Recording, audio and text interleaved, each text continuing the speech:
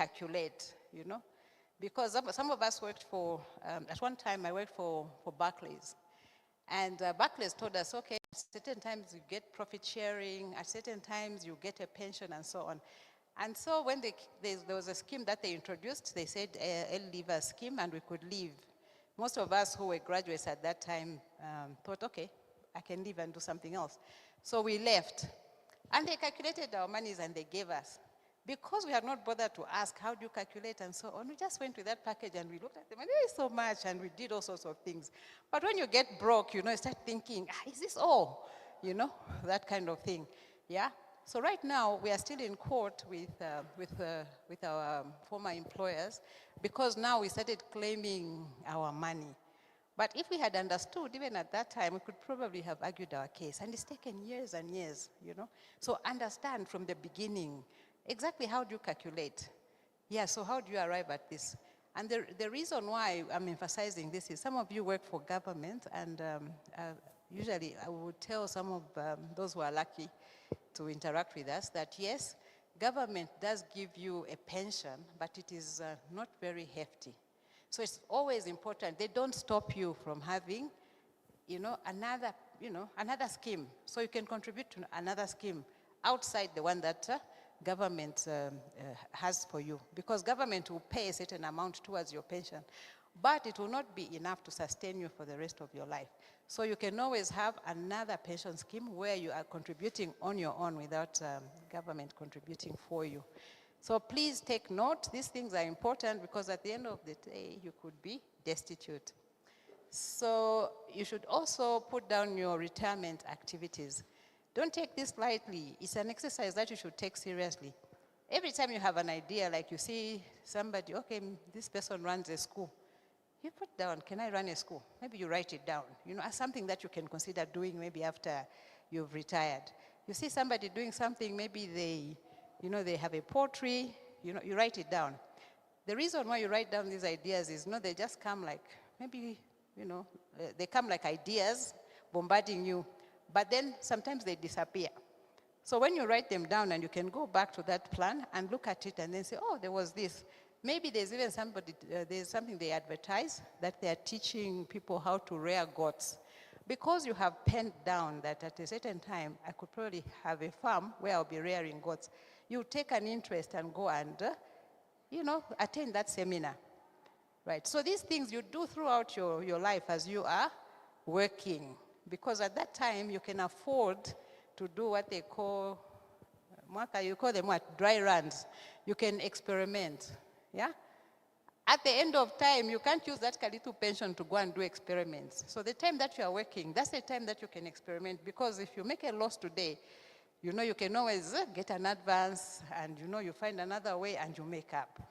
Not at the end when that's the only money you have. Please underline that. Yeah, today you are sitting here and thinking, it doesn't concern me, but trust me, this money that you see every day, ask some of us, we used to get this money where, the people have gone for a workshop just because you are their boss, you've got an envelope also and so on. This windfall money, use it, to actually invest and do a lot of important things now while you're still in gainful employment because it disappears. Yeah, times become very, very hard. Even people who are in business will tell you that things are not easy, right? And then you also determine where you're going to settle. This is the time to decide. If you've got a difficult spouse, engage them, argue now, so that you make up your minds where you're going to settle. Why is that important? So that you can begin building your retirement home or where you will eventually settle in good time. Then you should also, of course, I've talked about building your future shelter. I've also talked about test runs. Test runs are simply different projects that you can try. You try them now, not at the end of time. And then you should consult. There's nothing that is new. People have tried all sorts of things. We've learned our lessons. So ask us, how come after your employment you just walk? Is it by choice or you didn't plan properly? Okay, don't be offensive, but just find out, what's happening, yeah? You ask, so how come you can still manage to, live a comfortable life? Then people will tell you, this is what I did, right? So as much as possible, consult. Yeah, you can learn from people with experience. Don't be shy, or don't think that maybe you know it all, or that people will get offended. People really like to share their life experiences. So please prepare adequately. And then you should also invest in self-development, meaning multi-skilling and learning or improving other skills. I know you went to school and all this science and mathematics was put in your head, and probably those are the things you know, and you were a distinction student. But life out there requires that you also have other skills. Yeah. Even keeping things like chickens, it's not just something you wake up today and you say, I'm going to keep chickens. No, you will have to know how to rear those chickens to make sure that you can make a profit out of them. Even just vegetables, you're not just going to throw the seeds there and say, okay, they will grow. No, you have to know exactly how to maximize the product. So all these things are things that you learn. I think somewhere in my slides, if I can find it, I think I have a small slide of a friend trying to multi-skill, and I used to laugh at her, but I took pictures of her, and I got permission that, can I use these in my presentation? She said, okay, so I'll show you those. Right, so the next thing is, why do you think we need to plan? Why do you think we need to plan for retirement? It's good that it is in small print, maybe you can't read, but let's hear from you. Why do you think it's important to plan? Some of the things we've talked about. In your own words, you don't have to say what is on the slide. Why do you think it's important to plan? Sister Kaptola, why is it important to plan for retirement?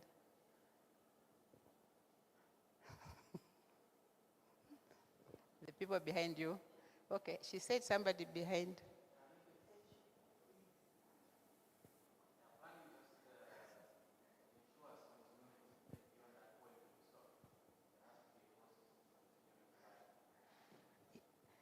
Exactly. I mean, when we used to meet you, we met you in nice suits, smelling good. We don't want to meet you and then we are wondering what happened, So, yeah, of course you can be modest, but then you don't look like you are destitute. Yeah, so, yeah, you're right. What else? Why do you think people should plan for retirement?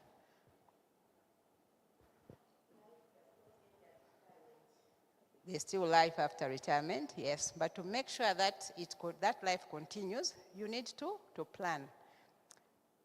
These days, these people who are in health, they talk about mental health and problems, people having strokes, what. Part of the reason that's causing that is stress. You wake up and you have no idea where the next meal will come from. Yeah? You look at your accounts, you had one in Barclays, it's at 0. Airtel, tukwacha. Commercial bank, it's frozen or whatever, Then you go to where you used to go and borrow money sometimes, maybe. Can I get an advance? Msebenza kuti. No, mna pay slip. Yeah. So life has changed, you understand? So you can't access these monies that you used to access. So you need to plan. So I'm so used to a touch screen. Forgive me, I keep pushing this thing. I don't know. Okay. Right, so you need to plan so that you have financial security, so that you are independent, and also so that you can take care of yourselves. Sometimes, especially in old age, I think we are getting there. Yeah, you find that your health is not very good. So if you have no money put aside, it will be very difficult for you. Then you have reduced stress. I talked about stress. Then you have also options. Yeah, because you have planned well, you can choose, oh no, I will do this, I'll do that.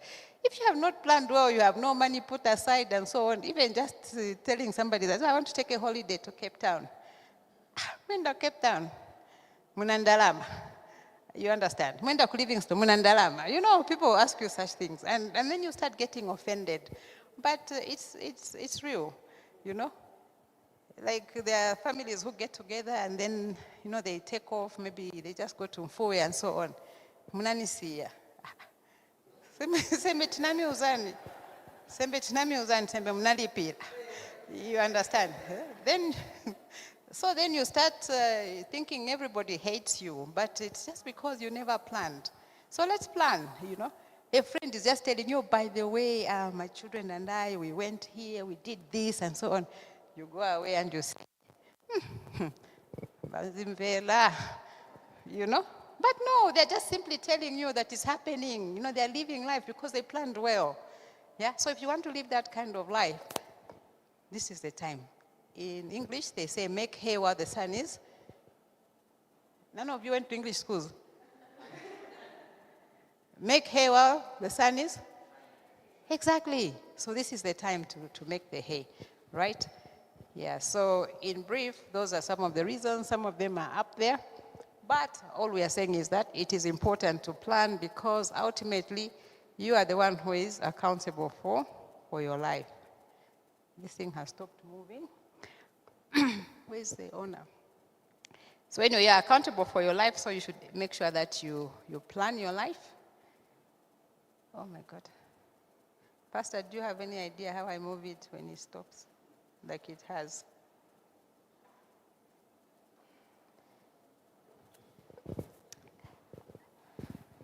Right, and the obvious reasons are just that, so that you're not destitute. I'm sure you remember there were times when we used to talk about certain ministers, they were in position, but after they left office, we would meet them in what used to call it Makapa. What do you call them? Slippers, tropicals. Tropicals. And not just tropicals, but tropicals where they've even put you know what I'm talking about, Yes, and then they're asking you, my dad used to say, if you don't pay attention to, school and things like that, you'll be calling people that are even younger than you, Vamdala. That term Vamdala, kupasa mzako chule mchukulu, just so that you can get something out of them, Vamdala, boss. You understand? Yeah, but there's no need. Yes, you can be humble, but there's no need to reduce yourself to such levels just because you never planned. So today, you have this opportunity where I'm simply reminding you that it is important. Yeah, like when you are maybe you are still in your prime, it looks very unimportant, like, it's something that will not affect you, but it is something that is very important. So this person called Irene Booker did say that if you do not plan your future, poverty will plan it for you. Yeah, so those are some of the things you should be just, looking at yourself and just telling yourself you wouldn't want to end up like that. Not to insult people who live in a place like that, but really when you look at that place, it doesn't look very nice, isn't it? I don't think at the end of your hard work, you'd want to end up living in a place like that. Yeah, so all we are saying is plan your lives now so that you do not become a squatter in your own country. Yeah. I told you already that when you plan, you should always decide where you're going to settle. Are you going to settle in maybe the other place there? Or are you going to live in a place like that? Or are you going to live on a big farm like some people already do? Yeah, but start now. And then even if it is farms, start now so that, you start scratching around. By the time you've finished, you have this, this is something to talk about, something comfortable. I'm not saying go and live like out of this world, but just something comfortable. Yeah? So plan to build. Those of you who are working, how many of you are already building your houses? Oh, great. How many of you have finished?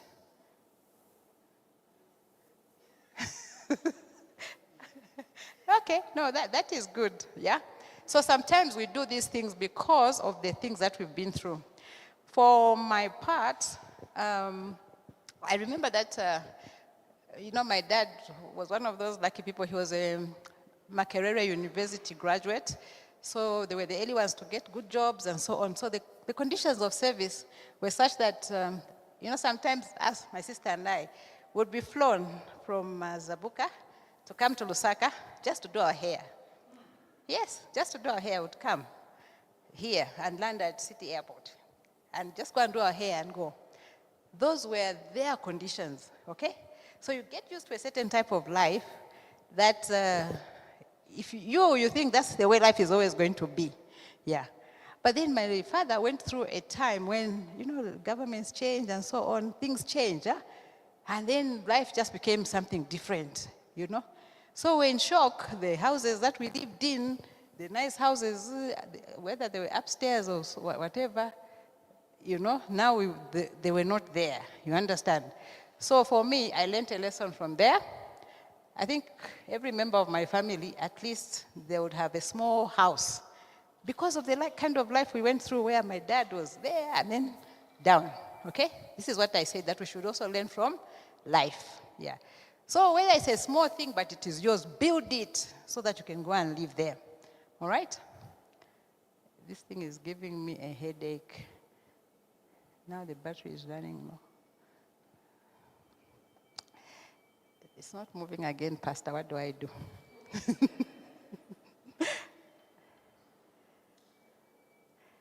Please help me so that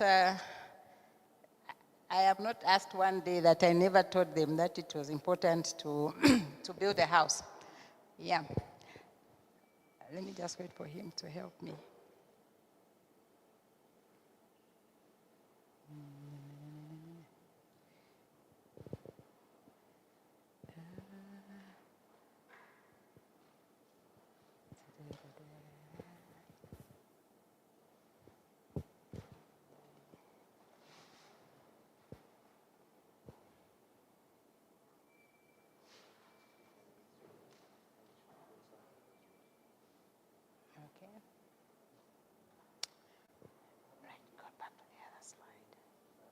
Okay.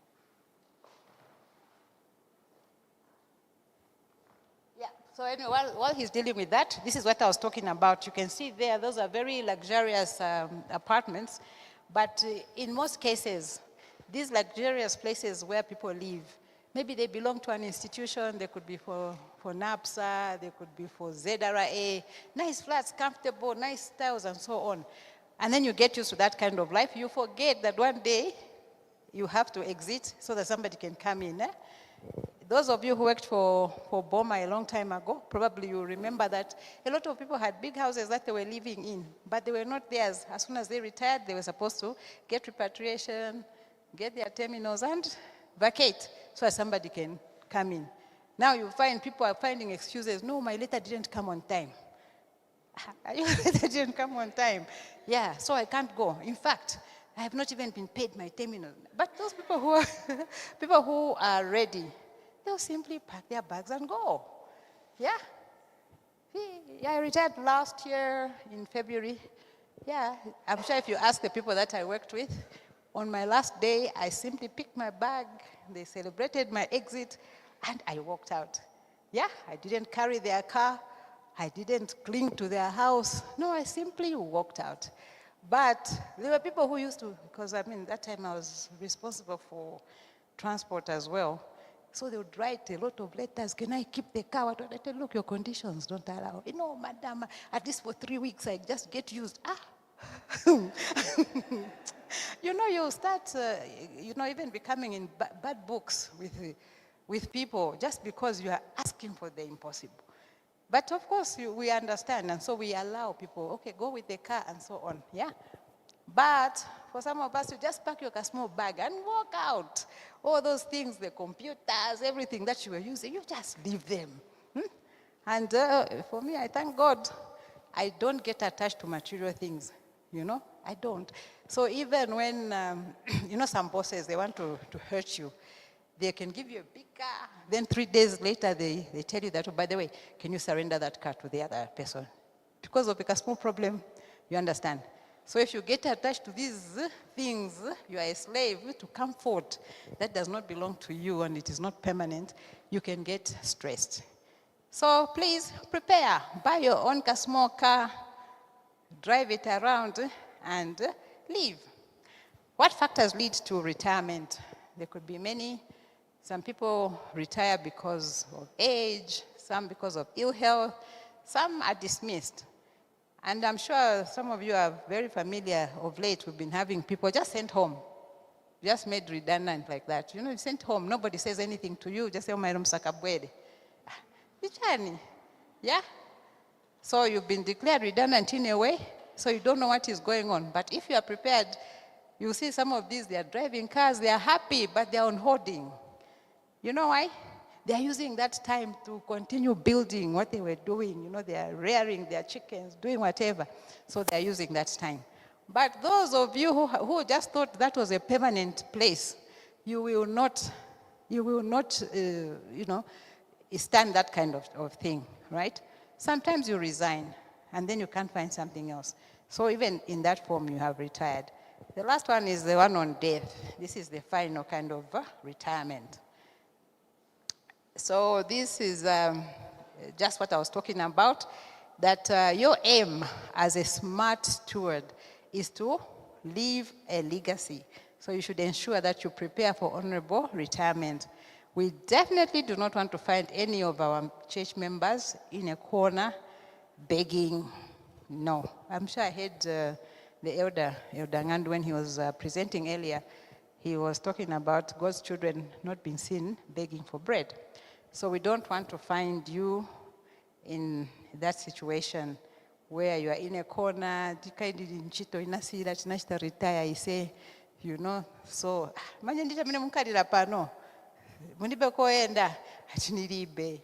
you understand? So those things should not be tolerated of a good steward. Yeah, I hope I'm not being offensive, but it is just a fact. Then how to prepare for smart retirement.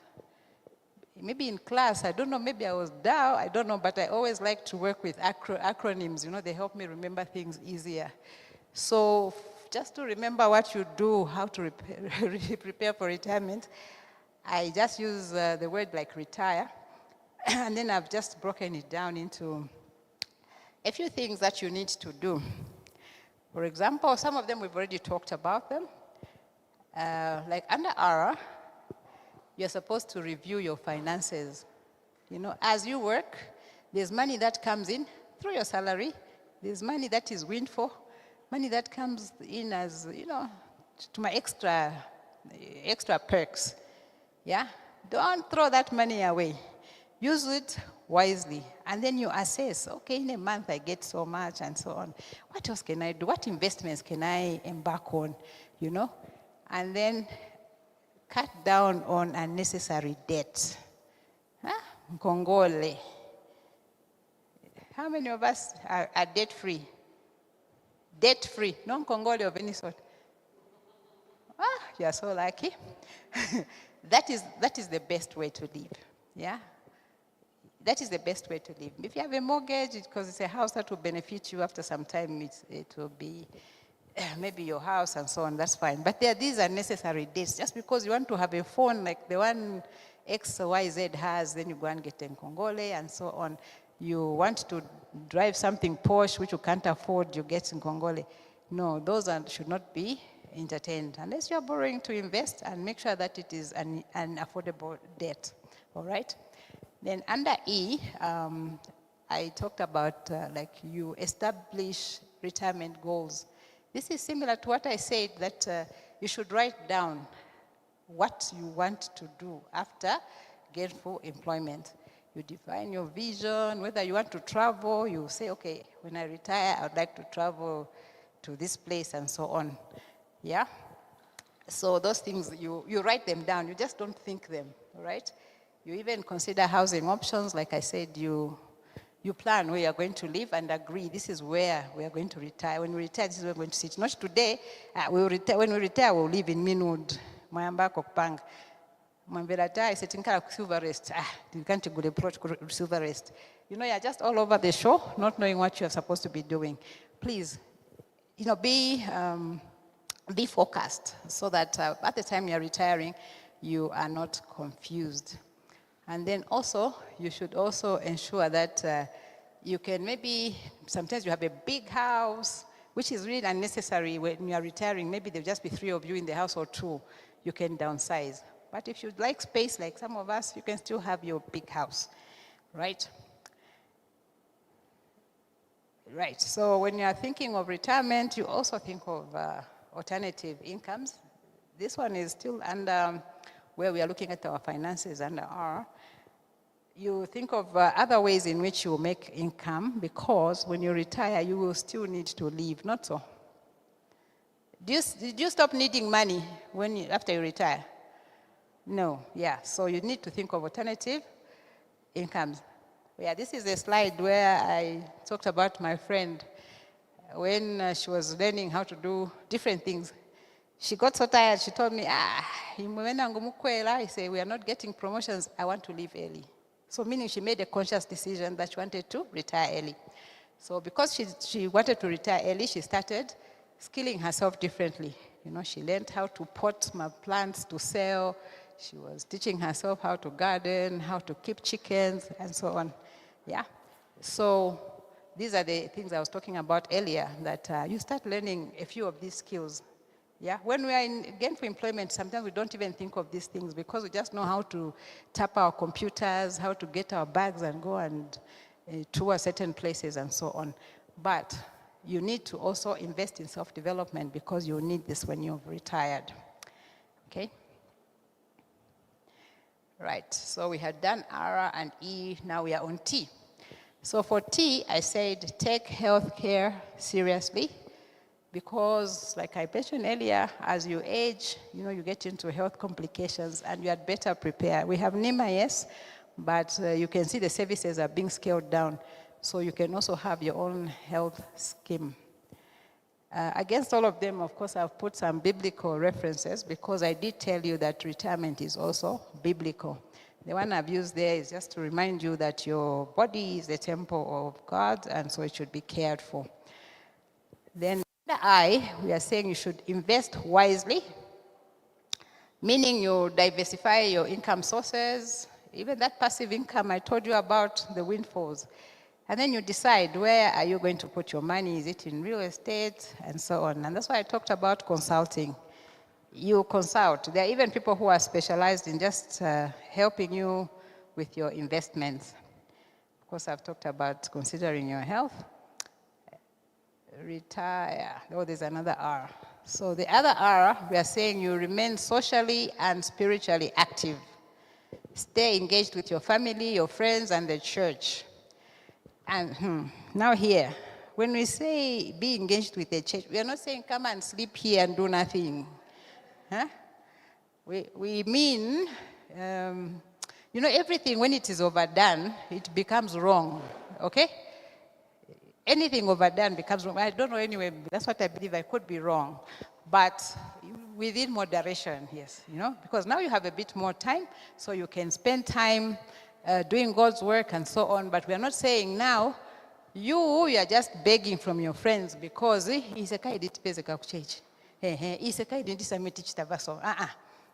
you also do other things on the side. You are retired, yes, but you also do other things on the side to bring in money. Not some kind of money or something, a contribution at national retire.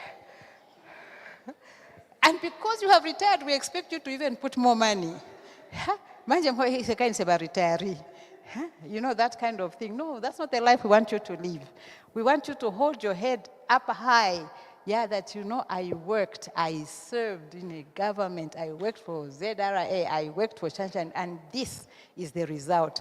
Not to antwaziopa kuenda kunchito, because what you are showing them is like, this is how people end up after working.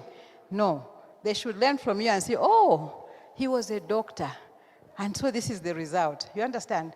So please don't misrepresent your jobs or your occupations, right? Yeah, so when you see me now, my shoe is beginning to bend, remind me, madam, let's scale up. Yeah? Because I spent all these years preparing for the time that I exited from my job. So really, things can change, but they should not be extreme to a point where you scare people. Then the last E is just, can I read this? Let me read it from there, maybe I can see better. Okay, there I'm saying you execute and just as needed. Right. What I'm talking about there is that you will write down your retirement plans and what you dream of. You are allowed to dream, even if you think, there's this person who told me that I want to run a school like Zasti. You know Zasti, where they train pilots. Then I looked at her, you want to run a school like Zasti? Dreams, they can be so big, but people don't tell you not to dream. You can dream, write it down, and because you've written it down, you start working towards it. Huh? Yeah. And this lady, she does run like a school close to Zasti, And I keep saying, some of you dream and you dream for real. Huh? Yeah, so write them down and they can become a reality. You can even change because it's not cast in stone. Remember I told you about dry runs? If right now you are trying, you are selling to my chickens, but you are so compassionate. Mrs. Mshanga, nilibenda la mashashan. Okay, just take. There are people who can't do business. I don't know whether there are people like that. No, I can't pay. Okay, tengan chabi. Ngulisa tomato, okay, 4 tengan. When you count what you have, simunapange ndalama. You understand? Yeah, so you can say, maybe trading is not for me. Okay? In any business, I don't talk to people so that the money just comes on its own. I don't have to negotiate with anyone. All right? So you can actually turn that around. All right? So in conclusion, I did not want to make it so heavy as to scare you about retirement. I just wanted to make it very light. So the important thing about retiring or preparing for retirement is that you should plan, but plan with God. Because if you plan without God, you plan in vain. Huh? Yes. But please consult. There are people that have walked this path. Some of them have a lot of lessons. Some of us are lucky. We are even given second chances. We worked for Barclays, then we worked for the government, and then you get 2 pensions.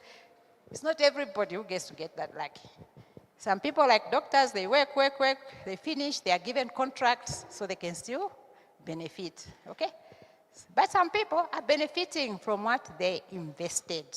So the bottom line is, let us prepare for retirement adequately so that we can continue calling each other sister and brother without disliking each other, because we think that sibani yangana manje ndaba sinisebenza. Okay?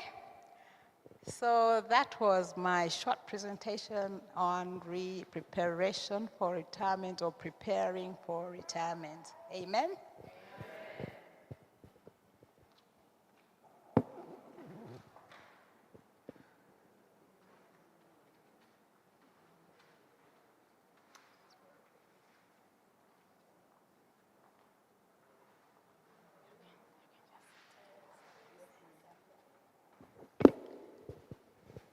Thank you so much, Sister Christine, for that wonderful presentation.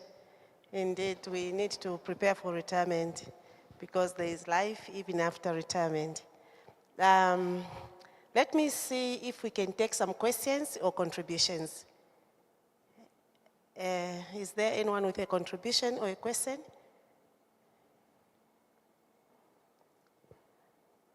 These are discussions. Let's discuss.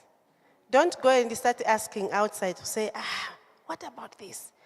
So is that, yes. Okay, I can see one hand. Another one? Do you have another hand? Okay, there's another one.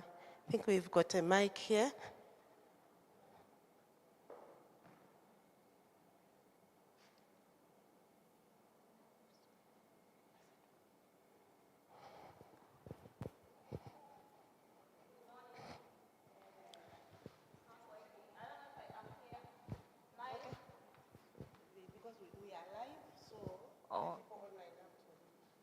Okay, so my question is, how best can we help people, like maybe we have family, maybe parents who did not prepare well for retirement? What's the best approach that I can take as a person just to help them?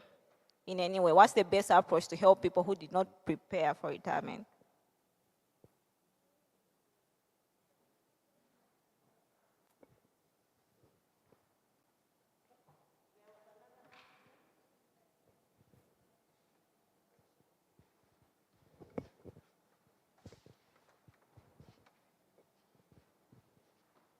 Good morning. Mine is a contribution.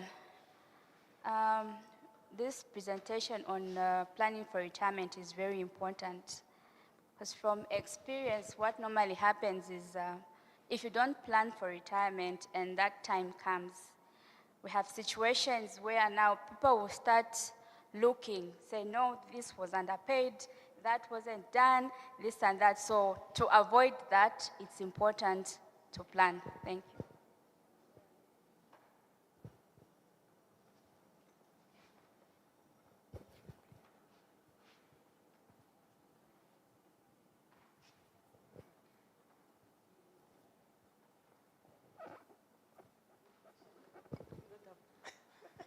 Okay, thank you. So you can, the other one was a contribution. I think there was one question, so you can. Maybe I can throw it to the house. How do you think those people can best be assisted? The ones that did not prepare. They were not privileged to have Mrs. Mshanga speaking to them like I'm speaking to you. Because for you people sitting here, you have no excuse. But for those of our relatives who did not prepare, unfortunately, they did not prepare, so what can we do? But we can offer them help. For some that we live with, we can support them maybe by empowering them, maybe trying to help them set up a business, but make sure that you skill them so that the money just does not disappear. You know those relatives that come, no, I can do timber business, you give them money, they go, they are back. No, I can bake bread and sell, you give them, they are back. So you just count. After some time you say, I think even God will understand.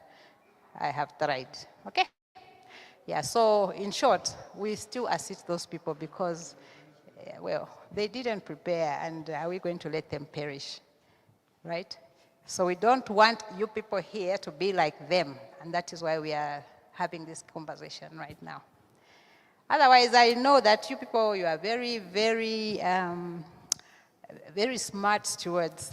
So I know that all of you are preparing, so I'm sure there will be no more questions, and I can be allowed to sit down. Amen? Yeah.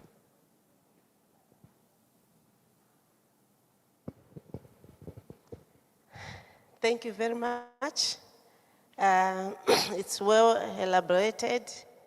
For more information, since we are live, you can still go to the church page later on. You'll still find this information.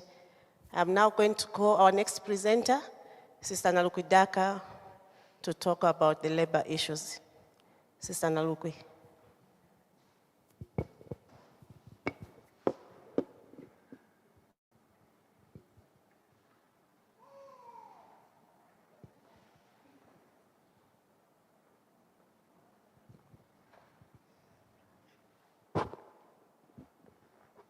Good morning once again.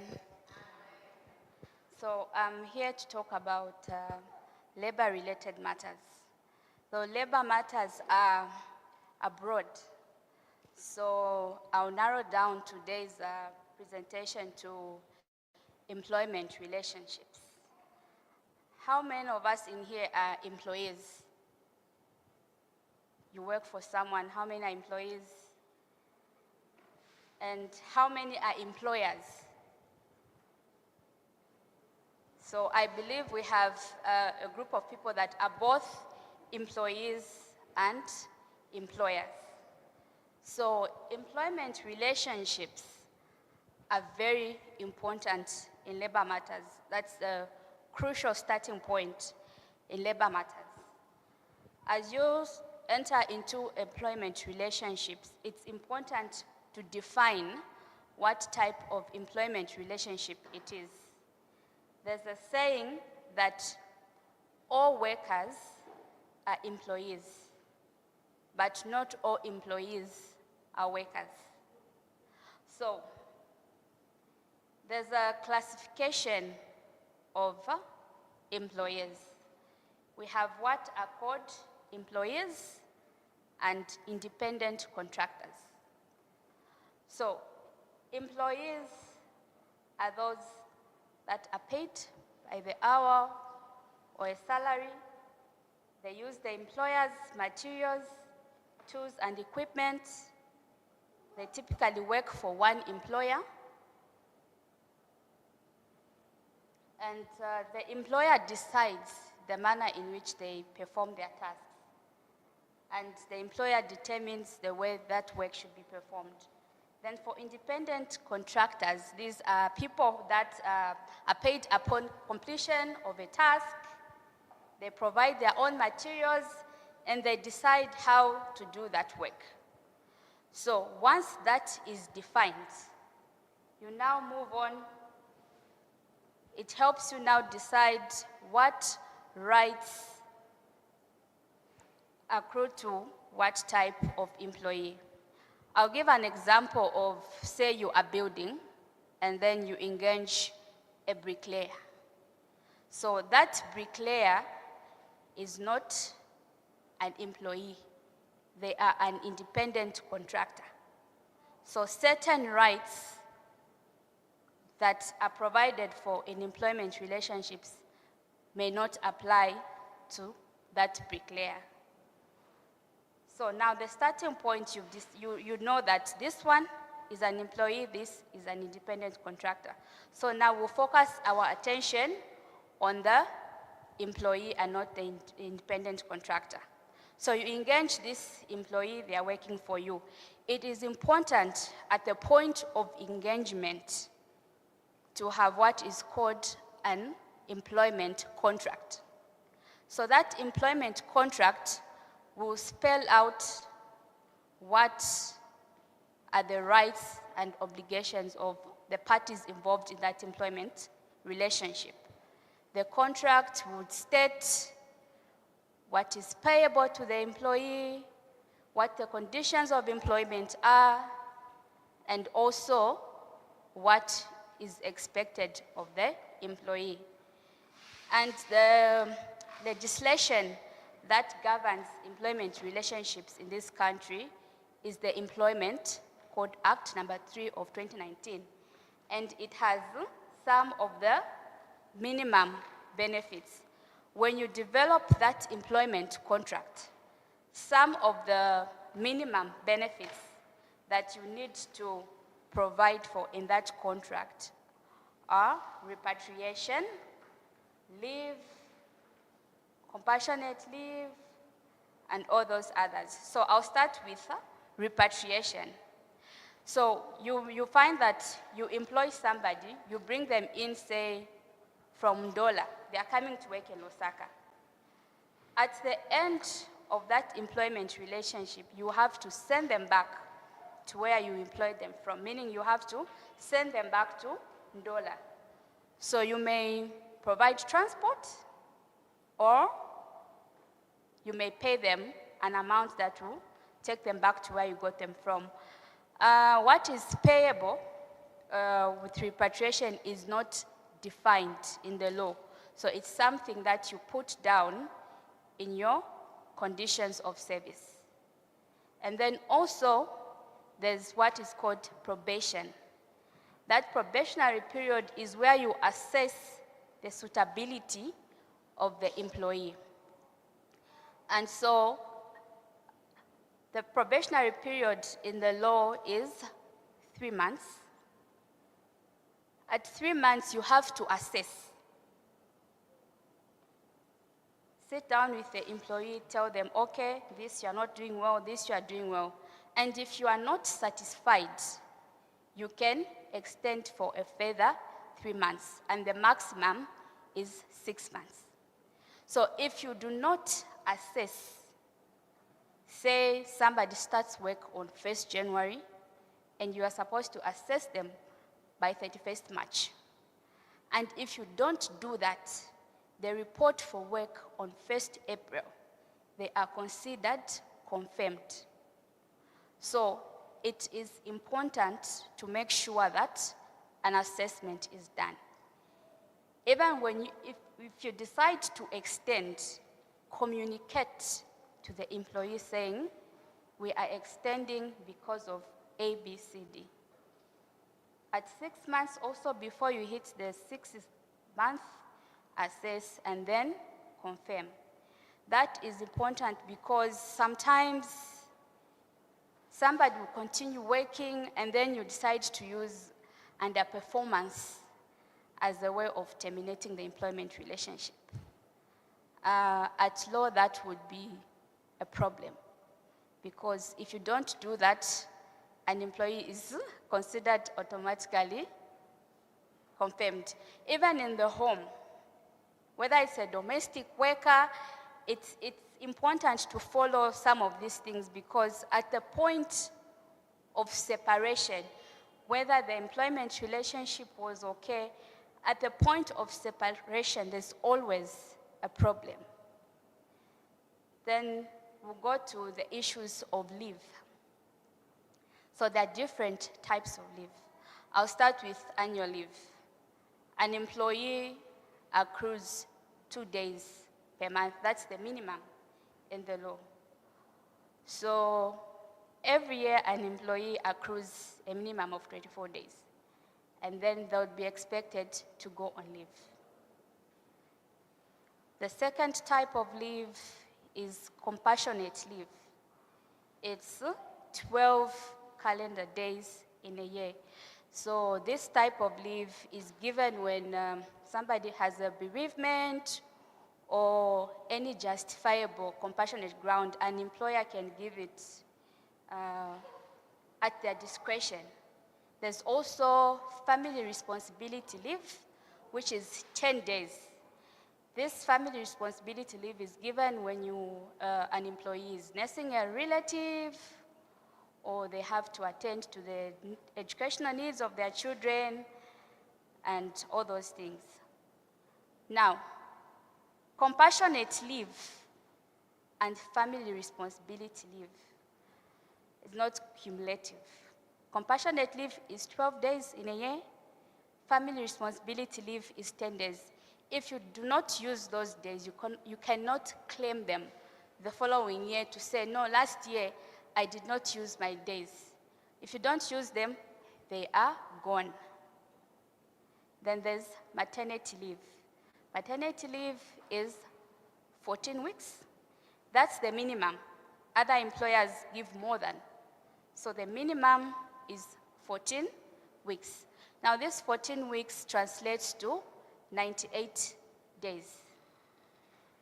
Those are calendar days. A baby grows every day.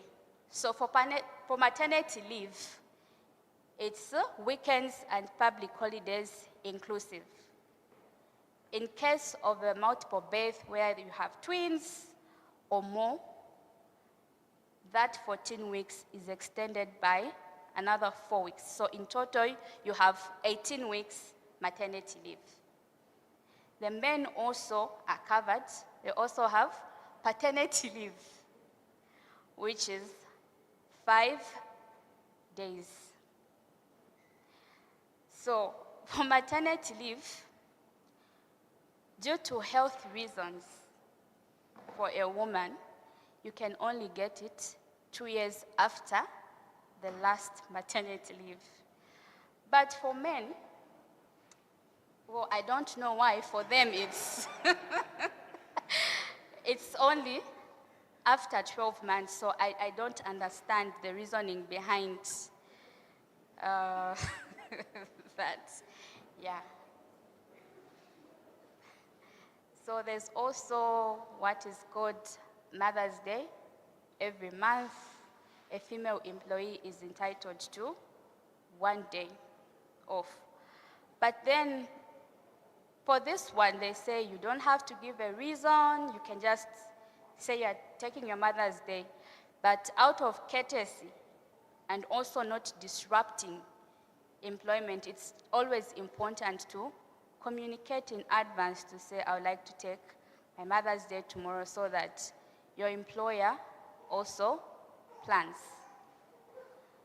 Now, I'll also like to speak of before I move on, I forgot one thing. There's also what is called nursing breaks for breastfeeding mothers. So a breastfeeding mother is entitled to 1 hour nursing breaks until the baby reaches the age of 6 months. This is to encourage exclusive breastfeeding for the first 6 months of a child's life. There's also working hours. It's important that you define in your employment contract what the working hours are. Say you start work at 8 and the working day ends at 8 hours. This is important because it gives both parties some form of control and also as a mitigation from certain eventualities. Moving on, also in the employment contract, it's important to put the forms of termination. Like mentioned in the presentation by Aunt Mshanga, there's retirement, there's resignation, there's redundancy, there's death. So it's important in the employment contract to have all those clauses. In case someone resigns, what are they supposed to do? In case someone dies, what happens? In case of a redundancy, so it's important to have all those in the contract. There's also contract expiration. If you're on a fixed term contract, your contract runs from X to Y. You know that on Y, my contract is expiring. Sometimes people just take it for granted that my contract will be renewed. But if you are a contract employee and you would like your contract to be renewed, you can indicate, you can write to your employer saying you want your contract, you would want your contract to be renewed, but it's just known from the date of engagement that my contract expires on this date. Employers would write to you saying, well, we are not renewing or we are renewing. They do that out of courtesy, but from the outset, both parties know that my last day of work is such and such a date. So that being said also, before we move on, I don't know if anyone has a question before I move on to something else with regards to what I've mentioned so far.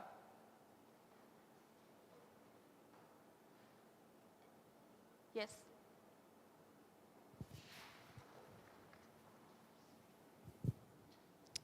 Thank you for what you've presented so far. I wanted clarity on how you would handle, say, part-time contracts, where someone does not work, say, the entire week, but maybe they work on multiple days. Are they also entitled to some of those benefits that you have outlined? Well, for part-time employees, certain things will not apply to them, but that's done on a case-by-case basis. So now I can't say this is entitled, this is not entitled, but it's on a case-by-case basis. So it's not everything that applies to a part-time employee. Any other question?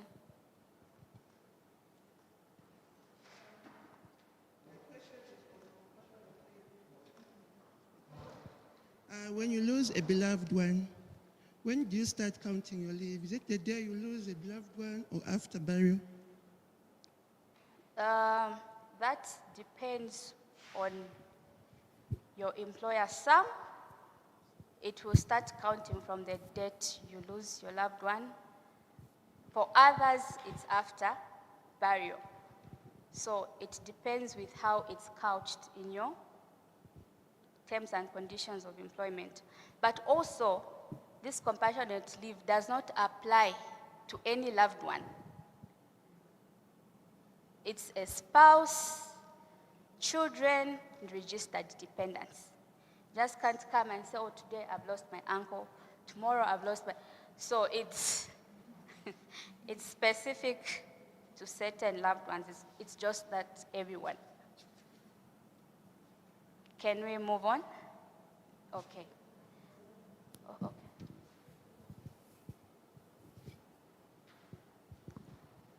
Yes, I have a question regarding the leave. You said every person is entitled to at least 2 days a month. Yes. So I was wondering, does it include weekends, or is it just, how can I say it? Like, does it include the working days and the weekends, or the weekends excluded, then you still have 2 days? Okay, so for annual leave, weekends and public holidays are excluded. So you accrue 2 days per month, 2 days, 2 days, 2 days. Huh? So for example, you want to get 10 days leave. So that 10 days is 10 working days. So if your leave, in the period of your leave, there's a public holiday, there are weekends, so those days are not counted. Okay, so now we'll move on to record keeping. Record keeping is very, very important in employment relationships. It protects both the employer and the employee, but more especially the employer, because the onus is on you, the employer, to provide proof that indeed this and that was done. I'll give an example of a situation where this employer had an employee, and this employee worked for that employer for 19 years. This employee was a farm worker. And the only person responsible for this employee was the husband. So he's the only one who knew how much that employee was paid. He's the only one who knew when that employee was engaged. And unfortunately, that man died. And now this employee was claiming for leave pay. He claimed that he had never gone on leave for the last 19 years. He was being underpaid. And so it was a difficult one.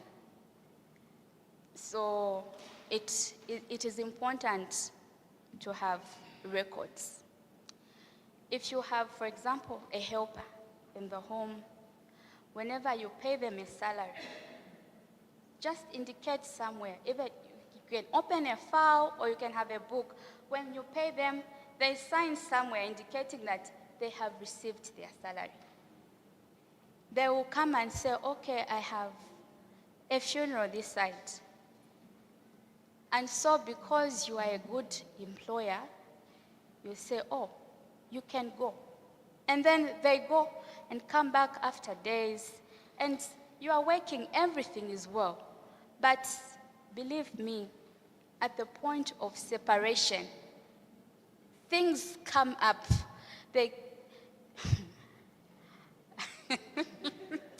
It's really sad. And employers go like, but I treated you like family. I'm very disappointed that you do this and that. So it's very important. Of course, you can be a good employer, but my advice is let's have that employer-employee relationship. They ask for days. You say, okay, you're going for a funeral. How many days do you want? Okay, 5 days. Okay, so these 5 days, consider it as leave. Sign here, a sign. At the point of separation, okay, this person worked for this long. They used this number of leave days, and this is the balance. So you pay them for their unused leave days. And then also on working hours. There's a tendency to claim for overtime. So if you say working hours is from 8 to 17 hours, it's 8 to 17 hours. After 17 hours, it's tools down. If you continue working after 17 hours, it has to be authorized overtime, because some of these things are expensive in the long run, and certain things are difficult to prove. So in the home, I'll keep referring to the home because that's where most of these problems are. You have a live-in maid. Live-in maids work throughout. I don't know if they even have defined working hours, but the working hours are 8 hours in a day. So if they work beyond the normal working hours, you have to consider that as overtime. Are we together? Yes. Yes, are we together? Because no matter how good you may be, people are given all sorts of advice on the street. And they will convince themselves. They will come there crying, Nenzo uka 04. Nenzo gonna 22 hours. You know? And also, as a Christian, also, it's not right to infringe an employee's rights. So at the point of engagement, you agree to say, okay, I'll pay you this much, for these extra hours, this much.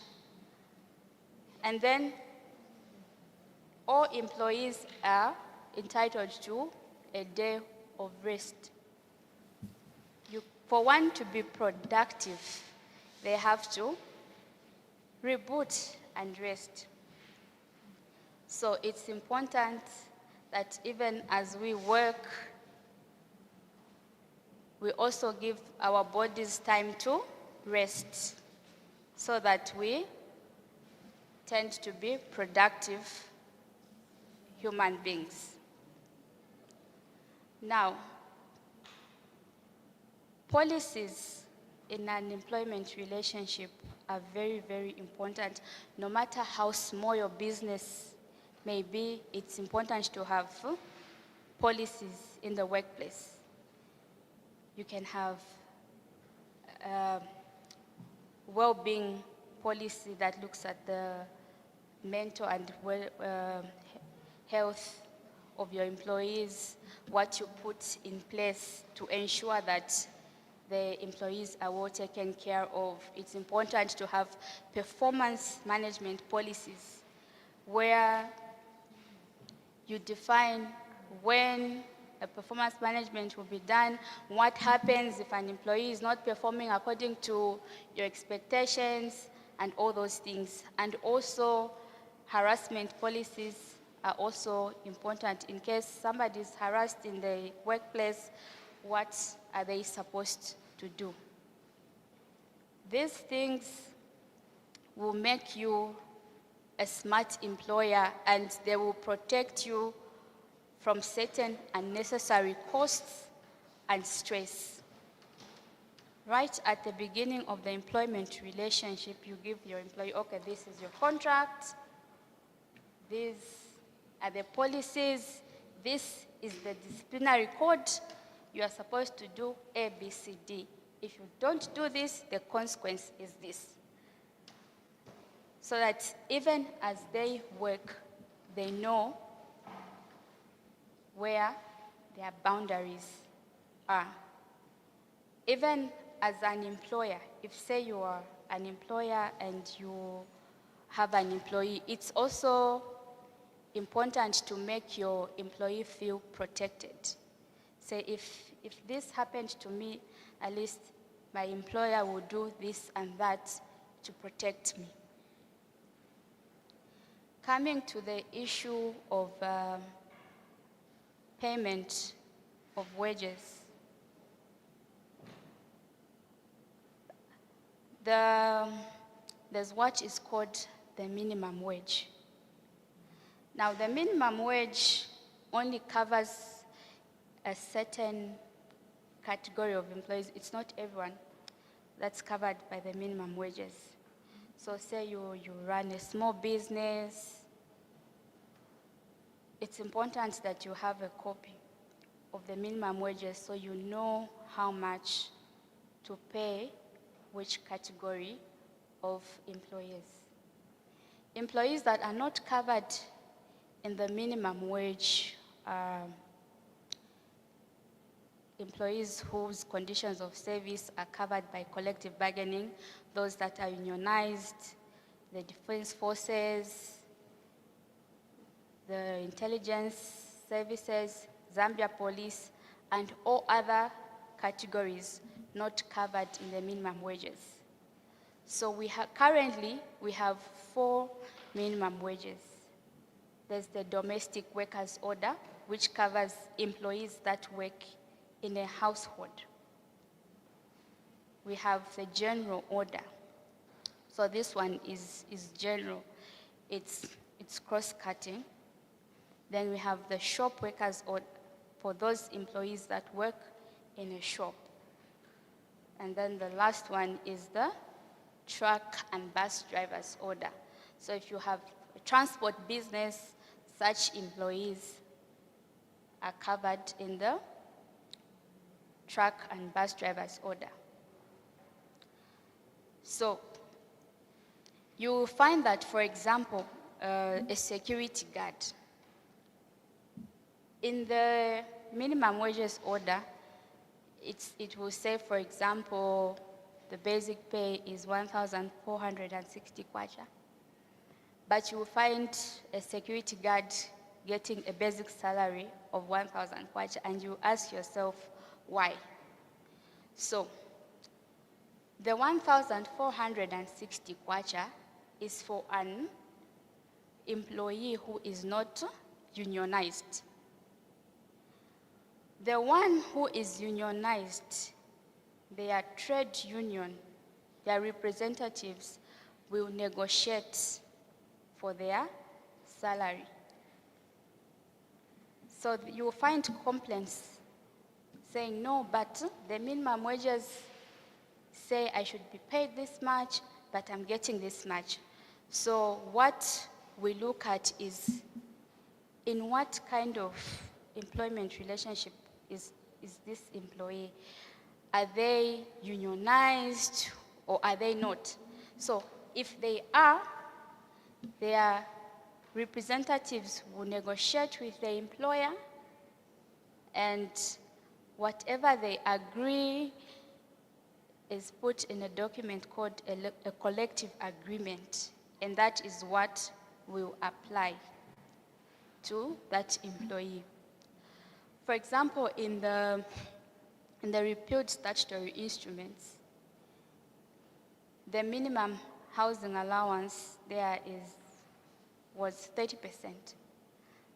But for myself, as a government employee, you find that my housing allowance is less than the 30%. It's because my conditions of service are bargained for by my representatives.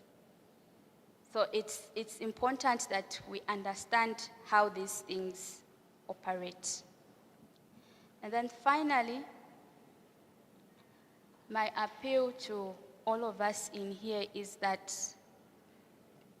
employment relationships are very, very, they look simple, but they can cost you as an employer. So it's important to lay things down in a proper manner, so that even at the point of separation, you separate happily. Even when you meet afterwards, you are able to relate.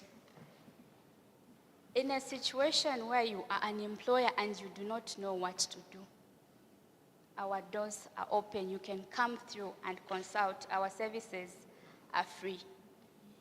if you want help with a contract of employment, you can come through and we can walk you through.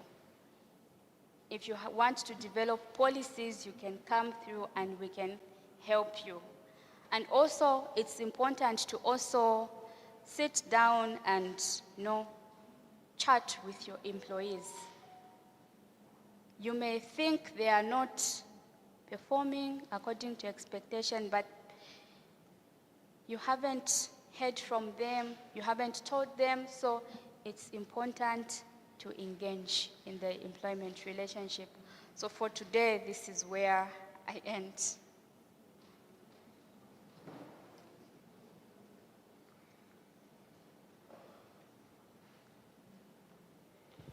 Thank you so much, Sister Daka. You can take a seat. Okay.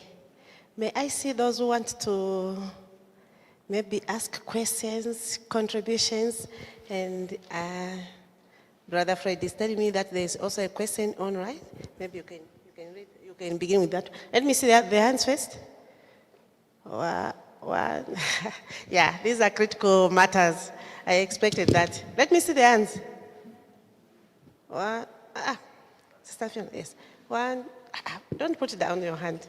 1, 2, 3, 4, 5, 6, 7, 8. Okay, so we are going to begin like from here, then the questions will be, yes. Let's begin with that one which is online. Have you picked it? Okay.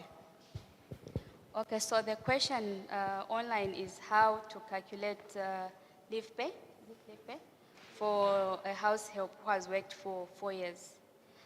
So in the employment code, there's a formula.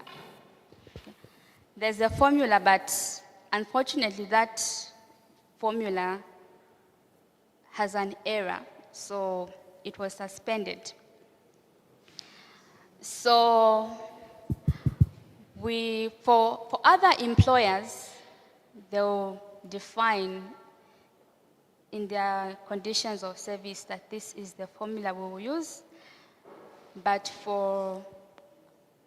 as a department, the formula we use is days accrued multiplied by the basic pay divided by 26 days. So how do we arrive at 26 days? A month has 30 days, and Sunday is not a working day. It's considered not a working day, so we subtract the 4 Sundays, hence having the 26 days. Then on the days accrued, I earlier mentioned that an employee accrues a minimum of 2 days per month. So say, for example, this employee used 14 days, and then they have a balance of 10 days. So you multiply that 10 days by their basic pay. For example, their basic pay is 1,000, so it will be 10 days multiplied by 1,000 divided by 26 days. And so if they've worked over a period of years, we use the last John's basic pay to calculate leave pay. Next question. Thanks so much. I have 2 questions. In your presentation, you mentioned something to do with overtime and also working hours for the living inmates and caretakers. So on the living inmates, where they're eating your food, they're bathing, using your soap, how do you calculate their working hours? Okay. Then the other question is on the caretakers. Are they also entitled to overtime, or how do you calculate their working days? You leave them at your farm or maybe at the plot? Thank you. Okay. I'll start with the issue of caretakers. That issue of caretakers is contentious, and I will not comment on it. Caretakers are not employees, unless at the point of engagement you agreed that they are your employee. But from our end, they are not considered employees. And then coming to the issue of maids, where you said they are bathing using your soap and they are working in your home. Which soap are they supposed to use?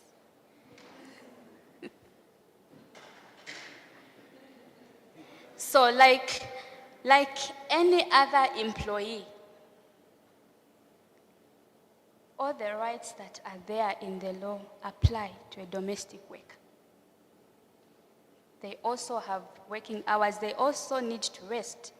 If you look at the domestic workers order, unlike these other work orders, for a domestic worker, there is no lunch allowance because it is assumed that they are working in the home, so they'll have lunch from the home. So it would be unfair to say, no, this person is working for me, they're eating my food, they're doing this and that. They are the ones preparing your meals. So even the drafters of the law, as they draft these laws, they know that this person is working in a home. So they will definitely get some of those things from the home. I hope I'm clear.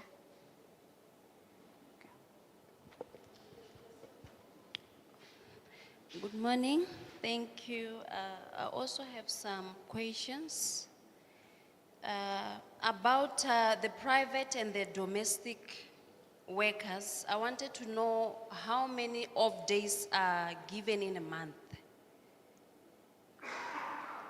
How many off days are given in a month? Again, the private or the domestic workers have the parachutes, and if they have, how many years are they given? The what? The parachutes. Is it gratuity? Yeah. Oh, okay. Okay. So every employee is entitled to 1 day of rest per week. 1 day. So you work from Monday to Friday. According to the law, Saturday is considered a working day, but as Adventists, we don't work on Saturday. So as a domestic worker, if you are working for an Adventist employer, you obviously will not work on the Sabbath. And that will be considered your resting day. And then with regards to gratuity, a domestic worker is entitled to a separation package of 1 month basic pay for every 2 years saved. So you cannot get both a separation package and gratuity. It can either be a separation package or gratuity. If your employer decides to pay you a gratuity, in the Employment Code Act, there's 25% gratuity. But that 25% gratuity, pursuant to statutory instrument number 48 of 2020, there are certain categories of employees that are exempted from the 25% gratuity. So a domestic worker, a farm worker, an expatriate, and an employee in management is exempted from the 25%. So you can get anything below the 25%.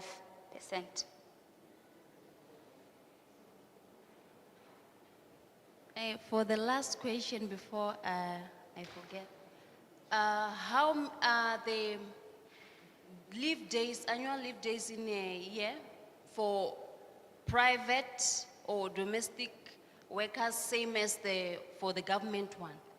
The minimum for all employees, regardless of where you work, is 2 days.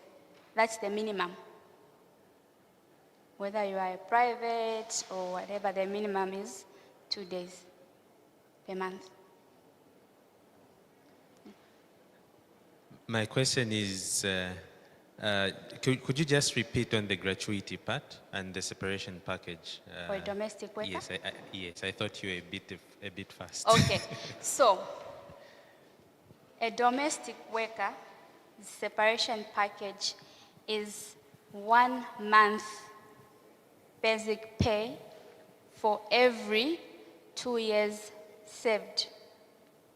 So if you work, say, for 6 years, so your separation package will be 3 months.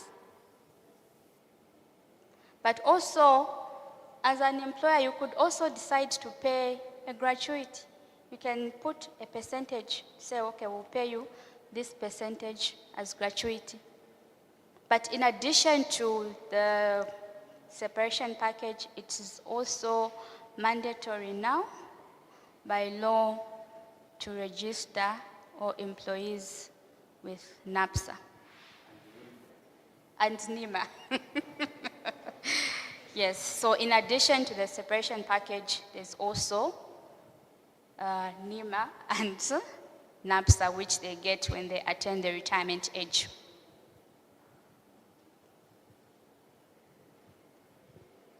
Okay, so these only, remember I asked about the part-timer. So would we say that the part-timer does not qualify for the minimum wage and also the NAPSA and NEMA registration? So like I mentioned earlier, it's on a case-by-case basis. But if, say, this part-time employee falls under the category of those that are in the minimum wages order, there's an hourly rate, there's a daily rate, and there's a monthly rate. So if they're a part-time employee, you have to pay them that minimum hourly rate that's provided for in the SI.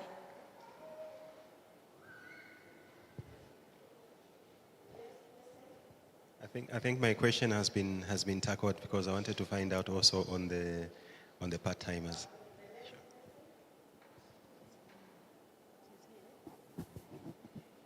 Sorry, mine was just a contribution. There was a question somebody asked about when do they start counting? Is it compassionate? Yeah. Yeah, so from the labor side, you stipulate the law, then that's from the implementer side. So what we do is during the time that you are mourning, we don't count. We start counting afterwards because then some people want to go to work immediately, but then some need the compassionate leave, so they'll apply. So we start counting after you've buried. So I hope that is clear. At least in government, that's what they do. But for certain employers, maybe they'll do it differently. Then I also wanted to comment on the caretakers before she even asked the question. The law says that they are not employees. But the problem is the way we contract them. We ourselves tell them, I'll be paying you something. So that becomes an oral, it becomes an oral contract, yeah. So these are some of those, I don't know whether they are people from Arbitration Association. The times that we sit to look at some of the cases, those are the cases that we find. And you find that you end up having to pay them because you committed. So be very clear. When somebody comes, when they come and they are looking for employment, they are so, very humble and whatever. Now at the end, they are really a different animal. So make sure that everything you actually document. Document, it's very important, like she emphasized.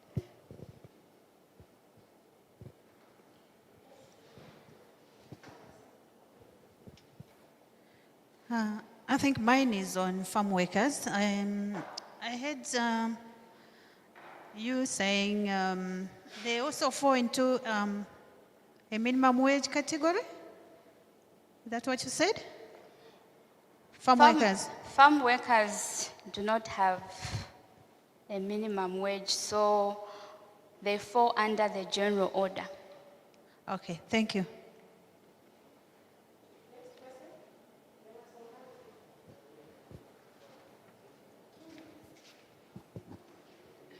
Good morning. My question is on overtime, how to calculate overtime for the live-in mate. Overtime for? Live-in mate. So overtime calculation for In the law, for any other day, it's calculated at 1.5. So, for example, there's a daily rate. So it would be 1.5 of that daily rate. And then for weekends and public holidays, it's double. So, example, your daily rate is 2 kwacha. So on a weekend, you get a 4 kwacha if you work overtime. But also overtime, let me emphasize on overtime. Overtime has to be authorized by your employer, and it must be recorded to say you worked this number of hours. Because also you make it difficult for people to help you to just come and say, I worked overtime over this period. And your employer will say, but where is the record that you worked overtime? So that creates a problem. So overtime, that's why working hours must be agreed at the point of engagement. Also, overtime rates should be mentioned at the point of engagement. And if you have to work overtime, if you decide on your own, say, oh, I'll stay back, I want to do this and that, I want to clear my work, you have decided on your own that you have to work those extra hours in order to clear certain things. But if you have to claim overtime, it has to be authorized by the employer because it's a cost to the employer. Next question. The question, yes. My question is about NAPSA. How long can it take for an employer to register somebody for NAPSA? For example, someone has just worked for 3 months. Because there are workers that come, they work after working for 6 months, they leave. So how long can it take an employer to register someone for NAPSA? Thank you. Well, unfortunately for that question on NAPSA, I am not competent enough to answer that question. Maybe Elder can. It is immediately they start.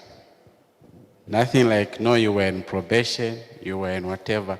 The moment they start working, they have to start NAPS, unfortunately, or fortunately.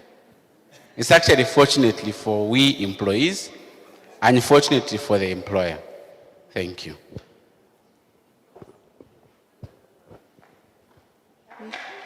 Next question.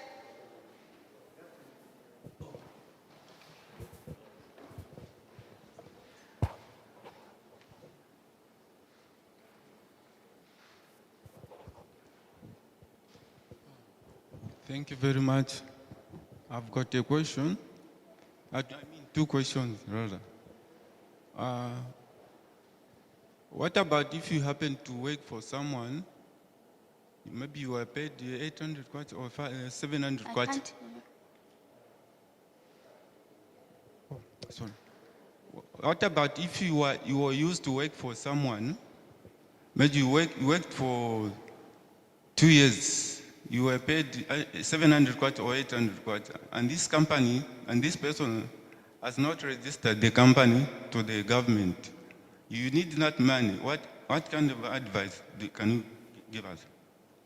Whether that company is registered or not, you were an employee. Yeah. And if you are not paid, they owe you salary arrears or anything that is due to you, that employer would have to pay you what is due to you. And the other question is on the annual leave. Maybe I am working for Pre-Secure. I want to go and visit see my sister. Is not feeling well. She's in a critical condition, I say. And I'm the only one who is supposed to her. Kuja kuliva chabe bafana ndio bamene baliko sebanga bapereka ku hospital. How do you advise? So you apply for leave. Maybe I happen to apply for a leave for 10 days or 14 days. Nifunika kwenda vachitatendi kuti mbapereke ku hospital ndine niliko kuja kuli vafana chabe vamene songa vapereke ku hospital. So mukachita apply for 14 days. Ja 14 days ikasila, mfunika kuchita report back kunchito. If you still have more days, you can apply for more days. But you can't just go away and say, nanda mkudwadi ka vablulu wanga. That would be considered desertion. Era pomanja nishi, nanchito, imanishi, isira. So, nukuchita apply. Elo your leave, sikuchita che apply, then mwaenda, you have to wait for that leave to be approved. Bakuchitani allow kutoke, leave yamba pa 1, muchita report kunchito pa 10. Oh, thank you very much.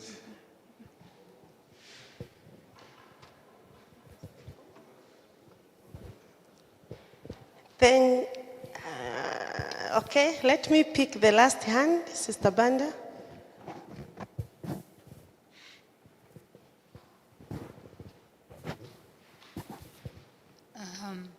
Regarding the 8-hour policy, especially for civil servants, maybe, I would need clarity.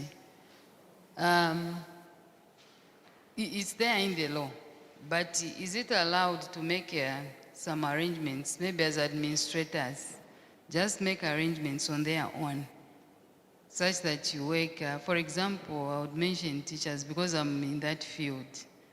You report at 6:20 and knock off at 17 or 18. How do we calculate those hours? So for categories like teachers and all those, certain things are spelled down in your conditions of service. For certain occupations, it's not possible to have that 8 hours. So you find that if you work in some establishments, they work more than 8 hours.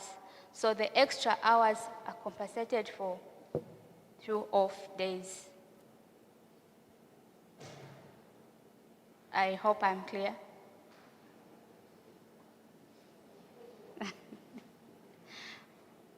Yeah, but for the civil service, your conditions are there in the conditions of service. And I don't think there's any civil servant who works beyond 8 hours.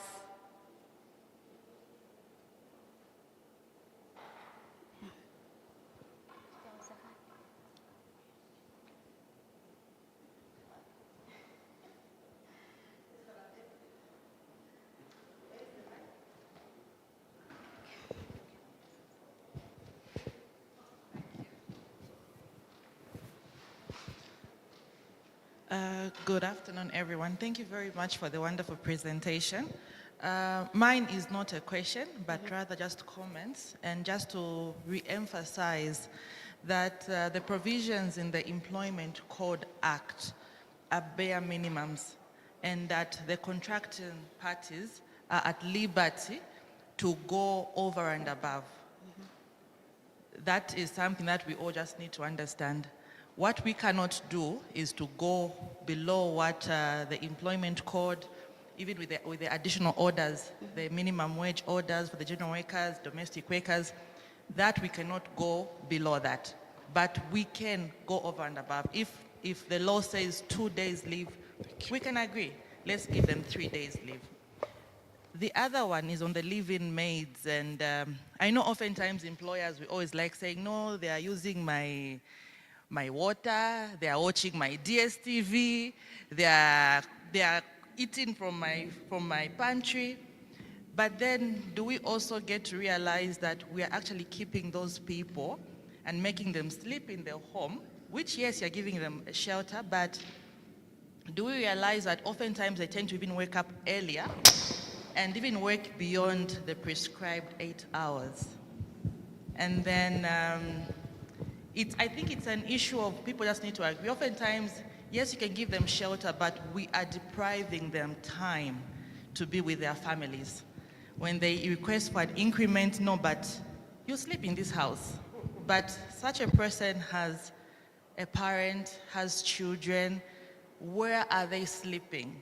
So I think those are things that even us as employers need to look at as we are considering the soaps, the water, the food, the bed, the DSTV and whatnot. Yeah, and I think on the compassionate leave, like my brother that had mentioned, I know oftentimes we want to limit it to losing a close person, a parent, child, spouse, but we also need to understand that the same law has given two grounds, losing a person and any justifiable reason. So if you have a person who is dear to you and you're able to justify, you can actually apply for compassionate leave. I know it's a provision that most people do not make use of, but it is there in the law. Thank you. So there's a question online on study leave. So study leave is not provided for in the law. It's couched in the terms and conditions of service. So it depends with what is in your terms and conditions of service. Thank you. Thank you so much, Sister Daka. I would also want to add, more especially for those who are employers, as she said, please let's make sure that our records are clear at the beginning, or our contracts are clear at the beginning and conditions with those we employ, because the relationship can look to be very good. You are chatting, everything is well. Just the day you are saying now we are separating, that's when issues start coming out. So let's make sure that things are clear. Then I think there was a question on the caretakers. I think that one, our officer, Sister Daka, will request that maybe you come back to us later. Because more especially in farms where we are, we find that there are people who are working as caretakers. They are caretakers and also they are working. Then there are also people who are just caretakers, keeping the place. Now the interest is on those who are caretakers and also doing what? Working. Do they have overtime? Do they have working hours? I think that was the question. So I think we need an answer for that one. Or if you need time, it's still okay. But the emphasis is more especially the employers.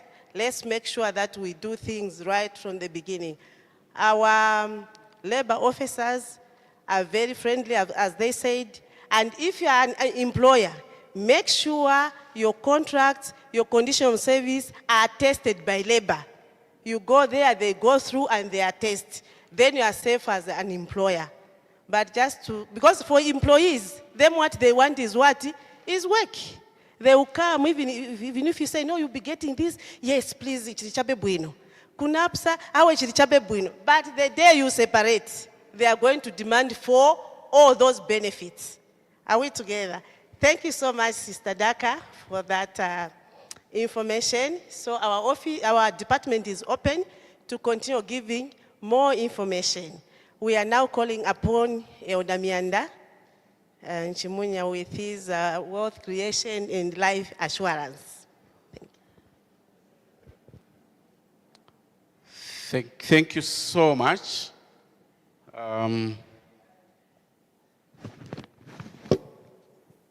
Okay. Good afternoon, everybody. Good afternoon. So my presentation, I'll tweak it a little bit. And I'll also talk about quite a lot of things that may not be in the slide. Yes. So our first presentation will tackle around budgeting and financial management. As individuals, and as a family. How do we manage finances, also for purposes of investment? Okay? As a family and as individuals. Some examples that I will give are live examples of some of the things that I have either encountered or I have seen through people that have done various things. So we'll be as practical as possible. Let me get my phone so that we start reading the Bible as well. So how to budget as a couple and biblical principles of financial management. Suffice to say, it's not only a couple, it is also as an individual. Okay? As an individual. So, I don't know, it's not moving. The technicians, it could be that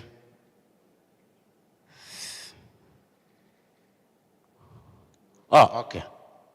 Okay. There's always a way out. So first of all, is money good or evil? It's good. Money is a means to many things, right?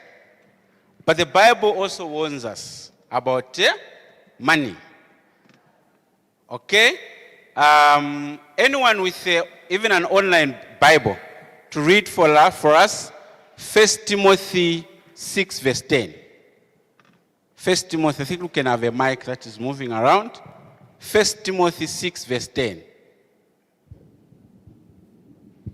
1 Timothy 6 verse 10. Okay? She can read.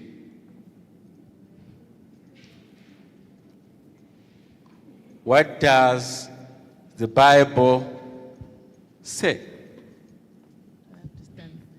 1 Timothy 6 verse 10. For the love of money is the root of all kinds of evil. Some people, eager for money, have wandered out from the faith and pierced themselves with many griefs. The love of what? So the problem is the love of money, not money in itself. Okay? There are various passages. We look at Luke 18, verse 22. The Bible tells us, go and sell that you have, right? And follow me. This person went away sorrowful, right? It is because the biblical principle is that that person loved money more than they loved Christ. So we need to be careful that we should not love money that much. Also, the Bible tells us as well in Matthew 6, verse 19, that lay not up for yourself treasures upon the earth. Our biggest investment, and I will emphasize, our biggest investments that we will have is our investment in the relationship that we have with what?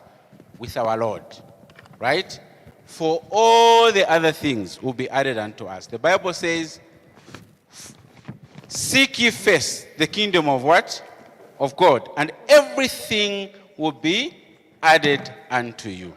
So, money in itself is not bad, right? It is the love of it that is bad, right? However, how do we prevent ourselves from wanting money, but also not loving money to the level of greed? Right? How do we do that for ourselves? That's the emphasis of this study. I will emphasize is not about making huge sums of money. Sometimes the solution is not about you earning more money.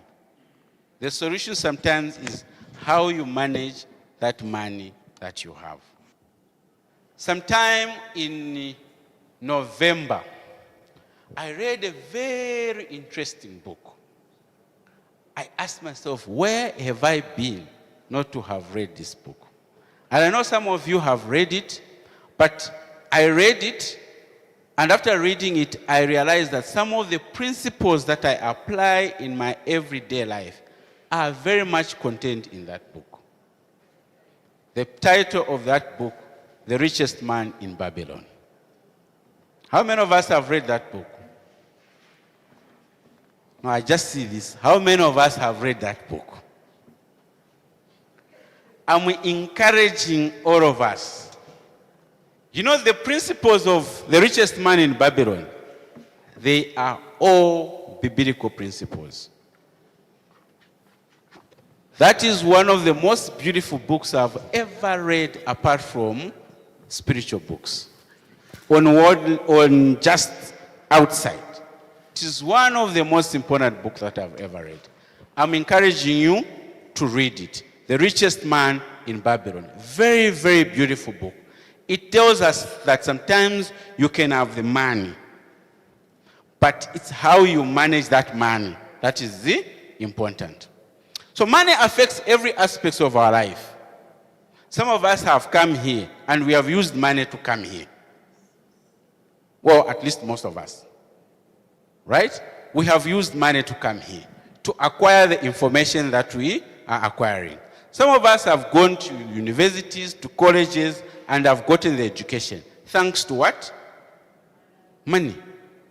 We are now able to read the Bible. Thanks to what? Even the Bible itself costs money to what? To print. So, money and keeping money affects our everyday work life. So money is involved in our work, everything that we do. It is thus not surprising that the Bible, which is the owner's manual for living, includes various principles on money management. Various principles. Now, some of us may have families, may be married, may have been married, or in some form. The question is, how do we budget? How many of us here combine our resources? Okay, those that are couples, how many of us combine our resources? And I'm not saying it is the best approach. I will demonstrate to you that there are various approaches to budgeting and financial management as a couple. How many of us budget combined? Okay, so there are three various methods of budgeting as a family.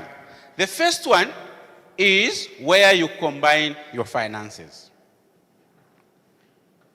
This one is the method that I myself, as a family, it's a method that we use.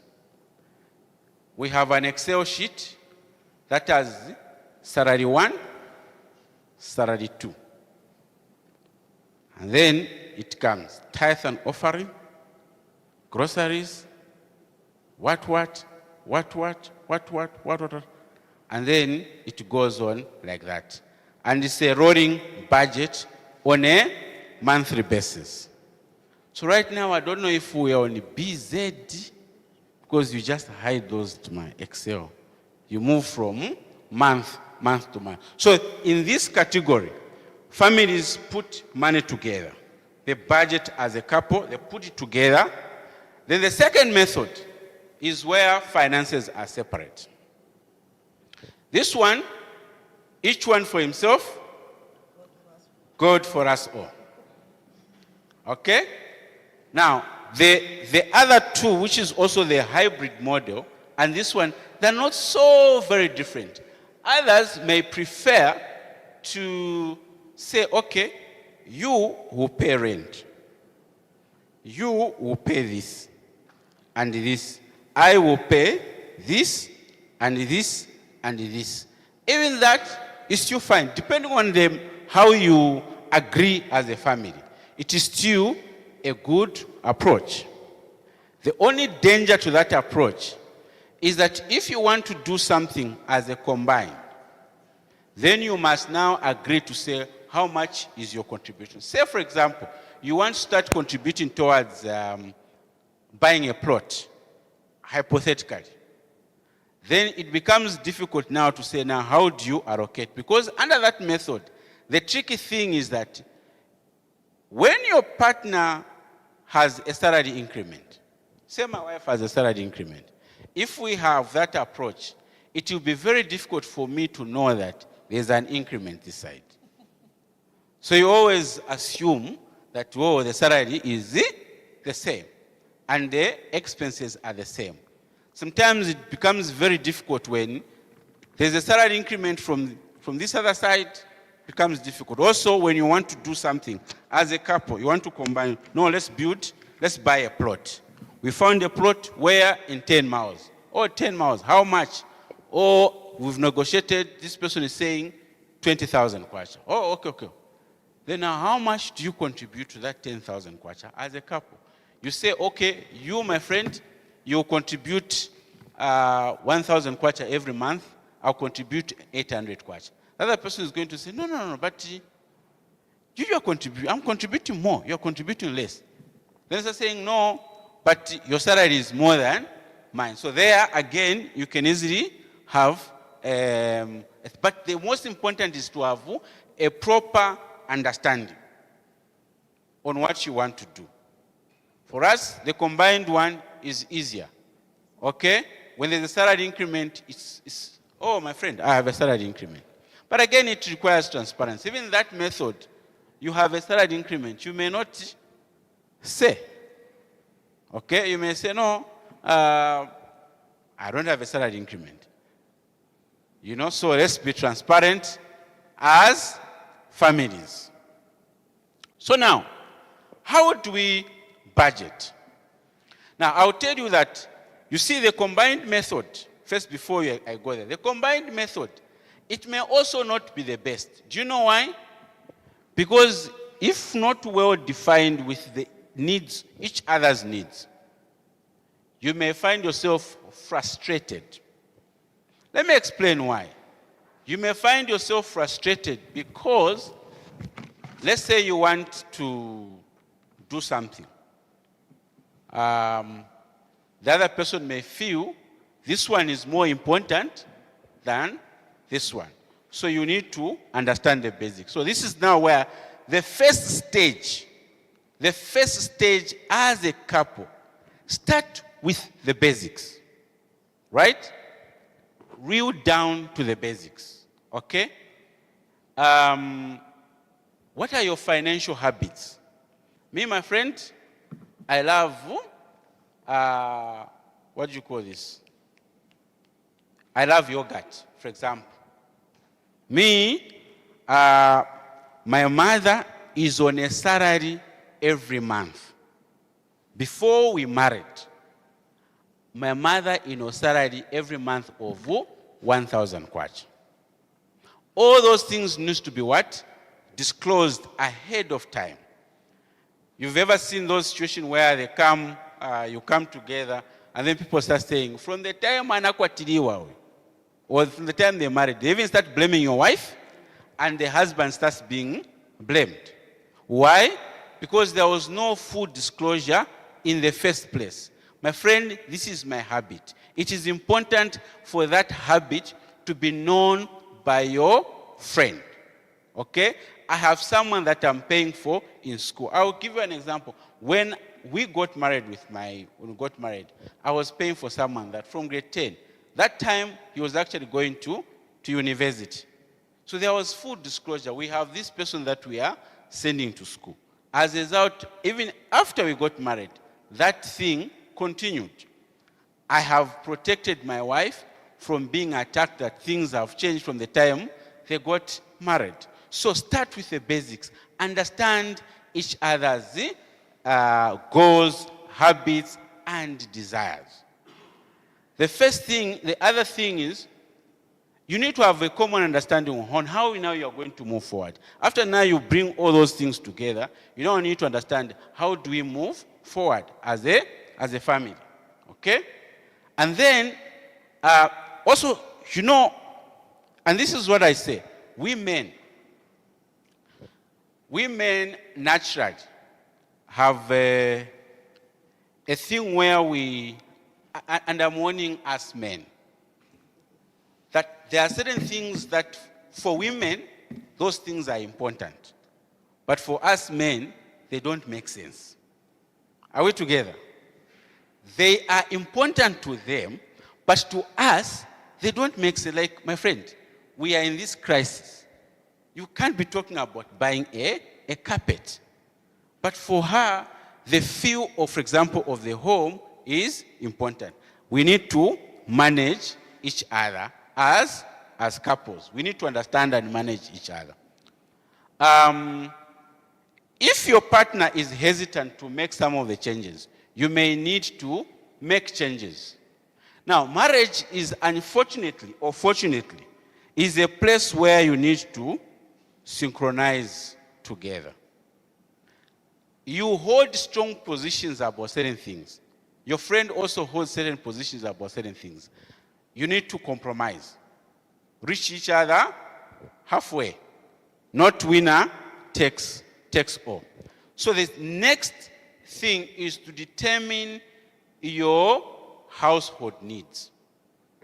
What are some of your household needs that you have? Things like rent, things like mortgages. By the way, is a mortgage bad or good?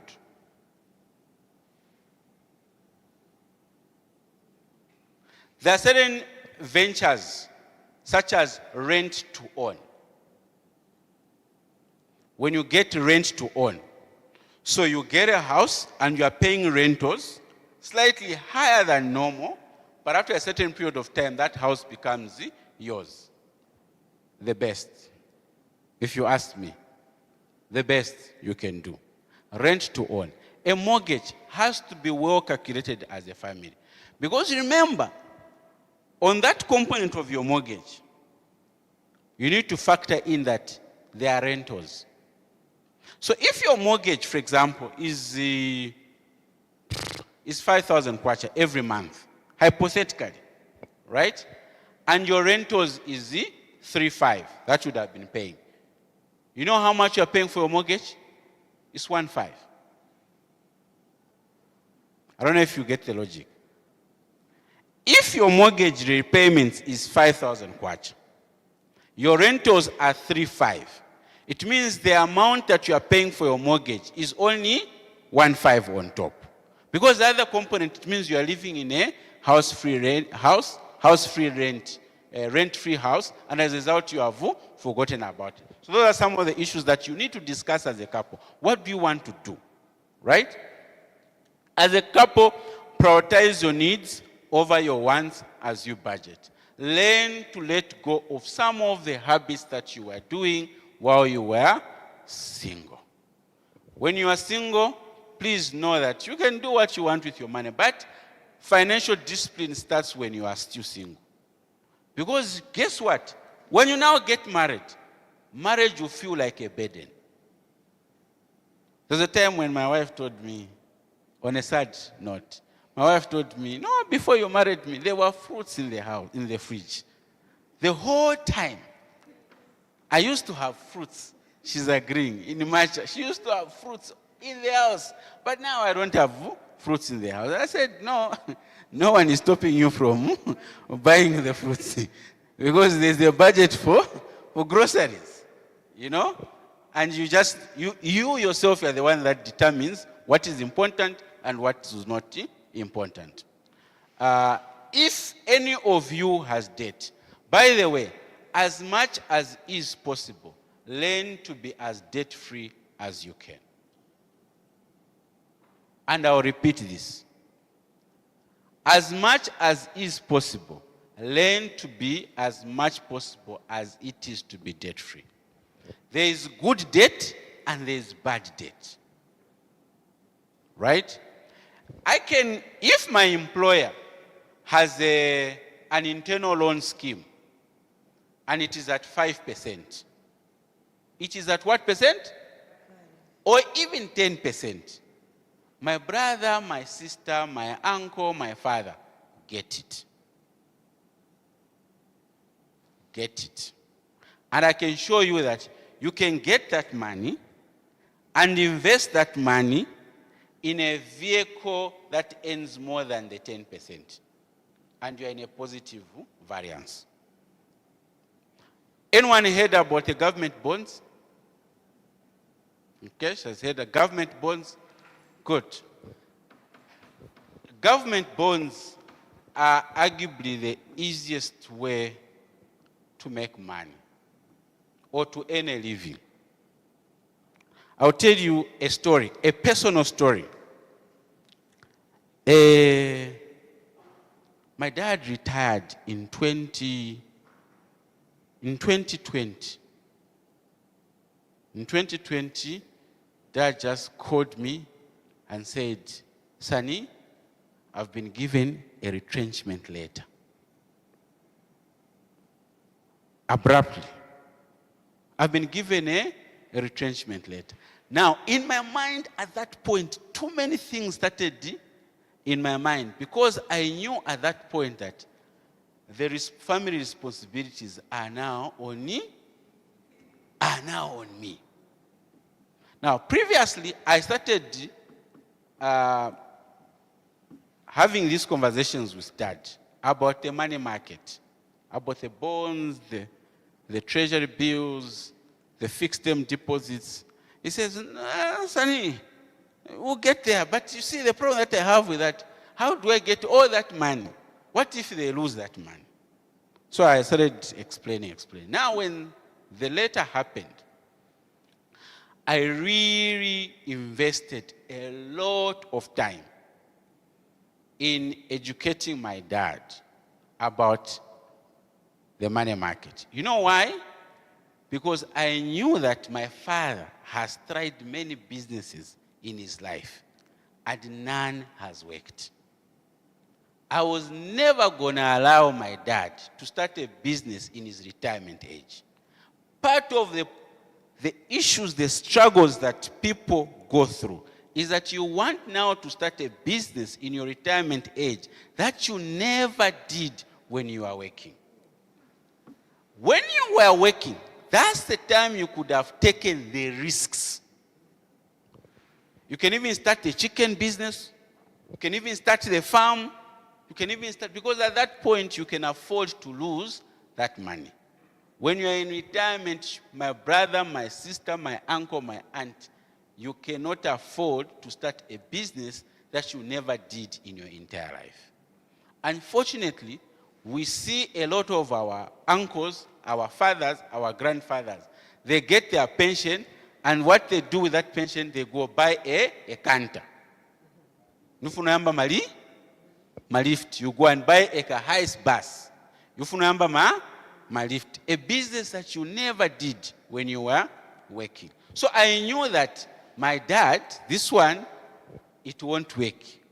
So what I did, I started serious conversation. There's a cousin of mine who's with UN, is in South Sudan. Dad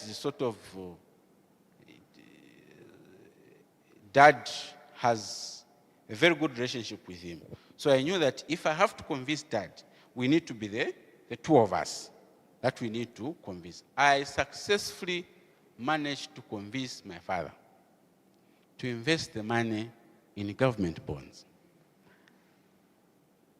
Fortunately, around that time, the rates were better than they are now. So we invested in a long term. So what I did is that I made him invest in two government bonds. So government bonds, the way they work is that you put in the principal amount, and then they'll give you that money after it matures. Say you want to place it in 5 years. So you invest. By the way, it's Bank of Zambia. It's like you are lending money to government. So it is very safe, very secure. And by the way, you don't need, the minimum amount you need to invest in government bond is 1,000 kwacha. So you can start bit by bit, and you can accumulate. I have a friend of mine at work who used to work for a certain bank. And what he did is that because of the fact that the bank gives them a sort of interest, not interest-free, a low interest rate, he used to get those loans and invest. They are deducting through his salary. And when they are paying, because the way government bonds operate is that when you put in money today, they'll give it, if you say there's how many tenures? There's a 3-year bond, 2-year bond, 3-year bond, 5-year, 7, 10, and 15. So you can lock your money over that period of time. Now, when you lock it over that period of time, it means they'll give you the money. If you lock it over 5 years, they'll give you the money after 5 years. But in the immediate, they'll be giving you every 6 months, they'll be giving you what they call coupons. Okay? Which would be a percentage of the money that you invested. So they'll be giving you these coupons every 6 months. So what I did is that with my father, for example, we opened an account, a separate account, a joint account between me and my dad. So it was an issue where there were 2 bonds. One is for his salary. The other one was for capital gain. So one was when the coupon comes, I apportion, because it comes every 6 months, right? I apportion that money into 6 monthly installments, where I'm giving him, every month, I'm giving him that money. So as a result, he continued receiving like a salary every month. And you know, what I did was, I just sat with him, I said, you know what? You say, for example, the amount that when you do the whatever, if it's supposed to be 5,000 every month, if it's supposed to be 7,000 kwacha every month, I started his salary on 5,000 kwacha.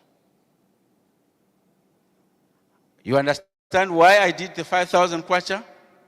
Because next year, he graduates to 6,000 kwacha. The other year, he graduates to 7,000 kwacha. And the way I did it in such a way that there was a 5-year, like, to supposed to be progressing by 1,000 kwacha every year. So that every year it doesn't feel like the money is stagnant, what is getting. And I did that, and Dad, in his retirement age, he was a very peaceful man. The other one, for capital increment, every 6 months, I'm reinvesting it. The money is what? Is growing. It's growing. I'm reinvesting. It's growing. As a result, he was still able to, and you remember that I was doing it for selfish reasons. Because I didn't want to take care of the what? Some of the family responsibilities. Yeah, because, you know, unfortunately in Africa, there's what we call, though it's not a good term, black tax, where you now, instead of you progressing, you're now knowing to carry others along. So for me, that really helped me. And as a result, even after Dad died, we have still managed to continue sending our siblings to school using that money. That is the financial planning and investment. Now, because around that time, people are at the banks when they say, oh, I've got a house, please buy the house, whatever. So please stay focused. The good thing with a bond is that if you just have a lot of capital cash, there's no maintenance to that money, the way you maintain a house. Because if you have a property, rental property, you'll be maintaining it every month. So that one has no maintenance. You are just seated and it's more or less like free. And you know, one day, he did that several times. He would call me and say, sorry, I'll use Tonga because he said it. Okay. He said, he wakes up at 10 hours. He said, educating children is very good. He says, it's very good. And he gave an example of, almost around that time, the colleague retired. And unfortunately, the man did not utilize the money well. It reached a point where the man had to commit suicide because there was too much debt. Yeah. But, you see, he calls me and says, you know, I'm just seated, I'm not working, I'm not shunned, but I'm living an okay life. You know? It is because of financial stability and financial planning. He had a peace of mind. You know? So that is one of the things that can work for you. I'll tell you the disadvantages of government bonds. It may not seem all rosy. The disadvantage is the inflation. Okay? What is inflation? Inflation is that today, I'll tell you there's a time when I bought a bag of cement. I remember at some point, I bought a bag of cement for 48 kwacha. In 2019, I bought a bag of cement. We were buying bags of cement at 48 kwacha. How much is it now? 170 something, 172. That is what we call inflation. And that is just 2018 and 2025. So you find the money when you invest it now, the coupon that you are getting may seem to be a lot of it. But with time, that money stops making sense. And this is why when I was putting him on a salary, it was a situation where I started him on this, so that it is graduating. He's also catching up on what? On inflation. So that is the risk that you face on the government bonds. It's not what we call hedged against what? Inflation. A house, on the other end, is hedged against the inflation. Not 100%, to some to a larger extent. When the cost of living increases, the landlord also increases the what? The rentals. So that is the advantage as well of a house, and also disadvantage over the other one. By the way, you can, if you are smart enough, and I've seen people do this, if you are smart enough, you can, because you know when you're building a house, you don't build a house from a lot of money. You know in Tonga we say, ikalonga gazula bunko mwinko mwai. Small, every month you're doing every month, then you build a house. You know you can actually decide to sell that house. And when you sell that house, you can sell that house at a profit and start again building another one. It reaches a certain age, you sell. You will continue making profits, I'll tell you. That's another business that you can. I know a couple that did that. And you know what they were doing with the difference? Putting it in government bonds. The difference, the profit, the markup, putting it in government bonds. Because the markup on a house, for example, you spend, let's say, 800. Hypothetically, let's say 800 to build. You sell it for 1.2, 1.3, or something like that. You make a good markup. That difference, you put it in your government bonds. And then you continue just like that. That's another way in which you can make money. The other way you can also earn a very good, you can get a good loan, is if you are building a house, it reaches a certain stage, you can actually get a loan to finish that house so that you can move in and stop paying rentals. You just mark it that your repayments for the loan could just be about the rentals that you are paying. That's another way you can go around it. Yeah, so on that, I'm just trying to be practical on investment. We continue. So define your household needs. Sorry, I digressed a bit. Define your household needs as a family. What is your, as you know, when I say household needs, many of the couples sometimes they are at variance on the type of house they should rent. This one says, me, I can't stay in Mchikomboni. This other one says, no, my friend, but we can't pay this amount of money on rentals. So let's have a goal congruence as a couple. Create long-term goals. This, I'll tell you. One day, one couple challenged us. Says, we have a WhatsApp group called The Boys. The Boys. It's consisting of just close-knitted friends and family. Just friends. Within church, Mutale, Chazia, that group. We used to invite people to come and present to us. They challenged us to have a strategic plan as a couple. 2025,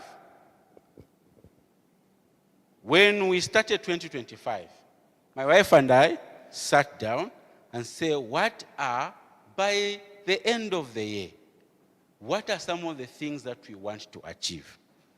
And that started with the goal that we want, one of the goals, and I'll tell you, one of the KPI goals that you can set for yourselves is, what is your passive income as a percentage of your income? What is your passive income as a percentage of your income? The best way you can know whether you are ready to call it quit work-wise is by increasing that percentage.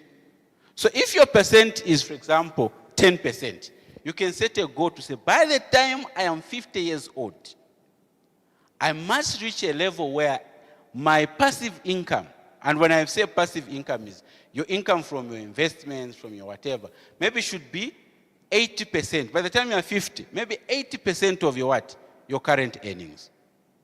And by the way, when we did that, when we had a goal with my wife, we did that, this is a percentage, and then we were okay with it. Then one day, I was taking a shower. Then I remembered, wait a minute. It should not only be on net pay. It should be only total earnings. The percentage of passive income. So the issue is that you have a passive income as a percentage of your salaries, right? That percentage should not just be on, if your net pay is 5,000 kwacha, should not be on 5,000 kwacha. Should be only your total package. If you are, for example, entitled to gratuity, because when you quit your work, that's what you forfeit, right? So it has to be a total package. So we have a target to say, by the time we reach this year, this should be a percentage of our passive income as a percentage of our total income. Then we start working backwards. What are the yearly targets? For example, this year, we have there are tabs that we have.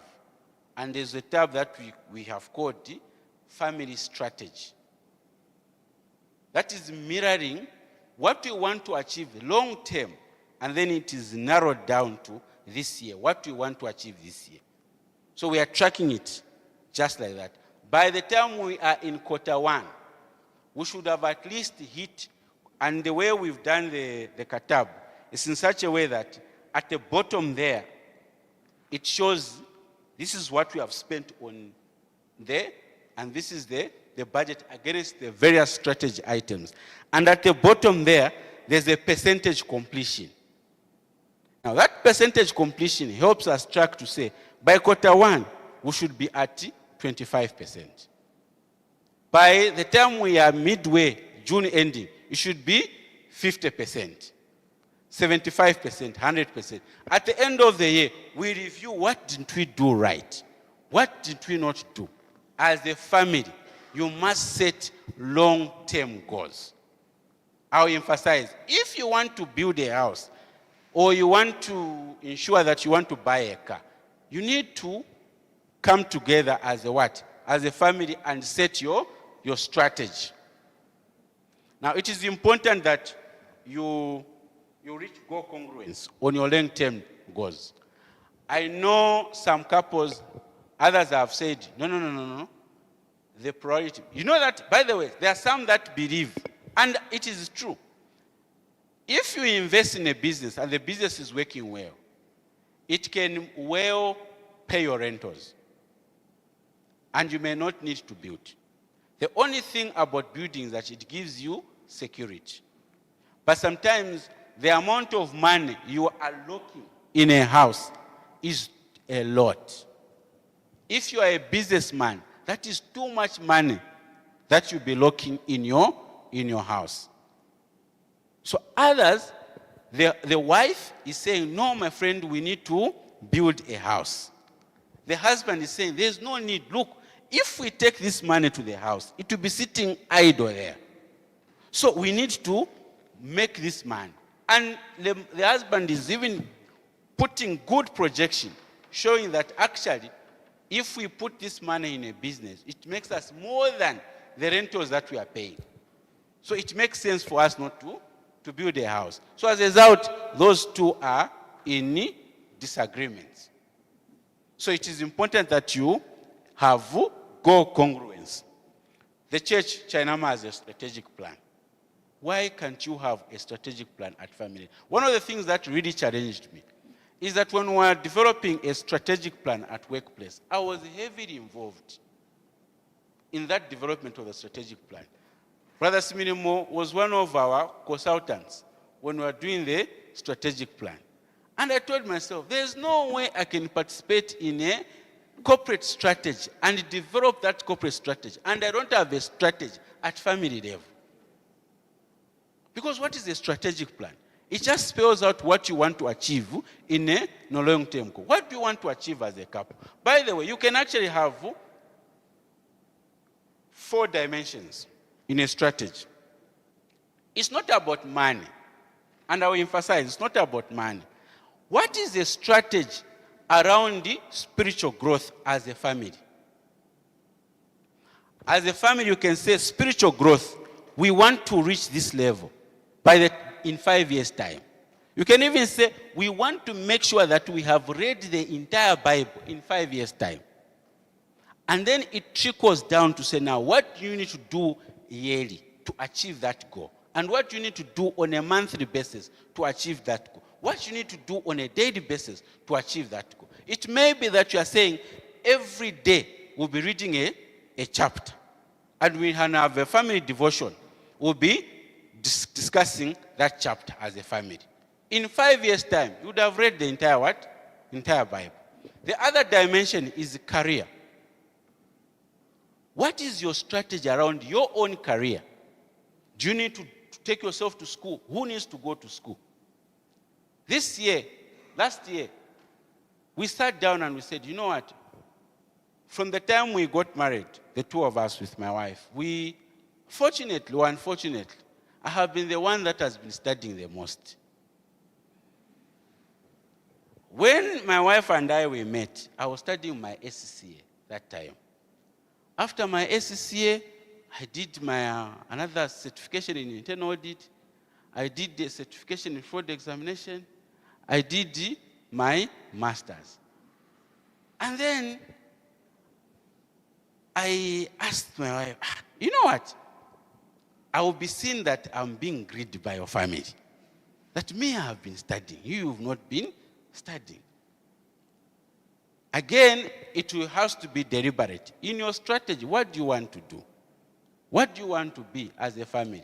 Career goals. The other one is family. As a family, where do you want to be in terms of uniting within our families? How do you want to raise the children in our home? What type of manners? You can even say, for example, my wife and I this year, we've told ourselves that our children must learn how to speak Tonga. As a strategy, family strategy. And now we start working backwards to say, how now do we do this? That is family. Then the other one is the financial stock investment. By the way, the financial stock investment should not overshadow the entire strategy. There are many dimensions that you can look on a family strategy. And I encourage you to sit down what do you want to be? What do you want to achieve?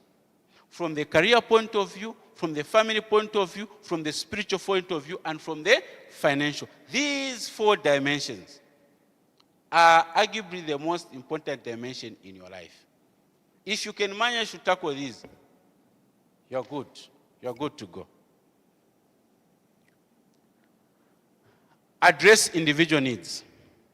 Now, you see, the difficult thing about budgeting as a couple, right, is that it makes life, if you don't manage it very well, it makes life very difficult for all of us.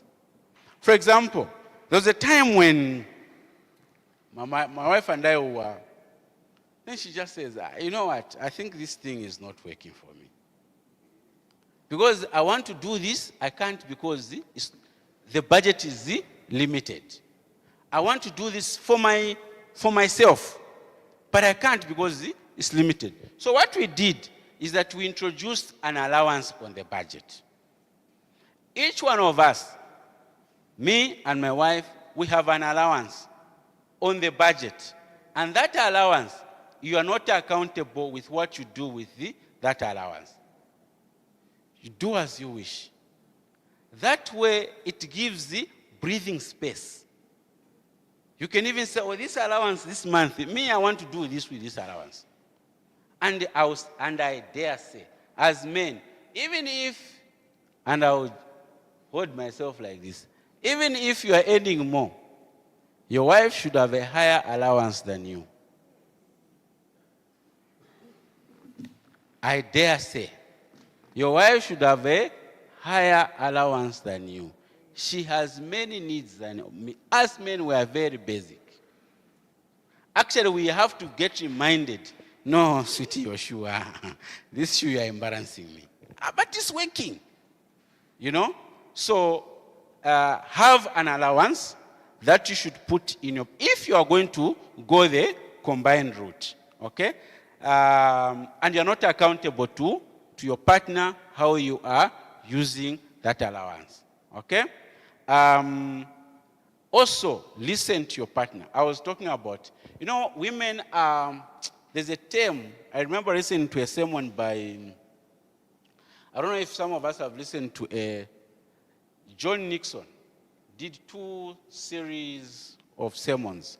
There was Desperate Housewives and Frankenstein Monster. If you're a husband, I encourage you to listen to that sermon. It's a beautiful sermon by John Nixon. Desperate Housewives. It's talking about the fact that if your wife is desperate, if your wife is complaining at home, if your wife is not happy at home, if your wife is not looking neat, if your wife is, don't look at her, just look at yourself. You are the one to blame. You have created that desperate housewife. It's a beautiful family life sermon. So you see, in that sermon, John Nixon says, women naturally he used the term aesthetic. They want things nice. They want things, now that nice, when you enter a home, you find it's well done, it's whatever. It takes an effort, it takes money, it takes resources. Allow her to be able to do that. So you need to understand some things as men, we feel they don't make sense. But for a woman, they make sense. Okay? So without addressing each other's individual needs, remember, both may be frustrated in the family, in the home. If you don't address those, they'll be frustrated. The other important thing that you should always discuss, family responsibilities and how to deal with the family needs that come from this side, from this side. As a rule of thumb, a husband should be more inclined to helping the woman's side. The inverse is also correct. A woman should be inclined to help the man's side more. Women, are we together? Are we together? Most of the times, and I dare say, most of the times, we help the woman's side more than we help our own side. Sad statistics. Women, you need to help us on this one. Also take care of our own families. Okay? As we take care of your own. So you need to deal with the issue of relatives very, very carefully, and you need to have a common understanding. What do we do when there's a funeral? How much do we help? What do we help? And please not kunkana an account of, no, the last time we helped this side. Me, no. That should not be the case. Let's help according to the needs. Okay? Now, you see, personal finance. This is now personal. This is now not family. This is personal. Personal, the first thing is that you need to learn to follow your budget. Now, I'll tell you that I am the most culprit for not following the budget. I always have to be told by my wife, Ivi, smuza chita, sivirimo pa budget. Sometimes I'm impulsive. No, but this is as a great, I know we did that. No. So it is always good to have a balance. So please follow the budget. Okay? Proverbs 27 verse 23 says, be thou diligent to know the state of thy flocks and look well to thy heads. So you need to know your flock. And your flock is anything that is within you, including your finances. You need to know them very well. Okay? Budgeting helps us not to be impulsive and not to be unnecessary spending, and also helps us to live within our means. By the way, if you are in debt, how do you come out of debt? Let me digress a little bit here. I talked about the book, The Richest Man in Babylon, right? The richest man in Babylon,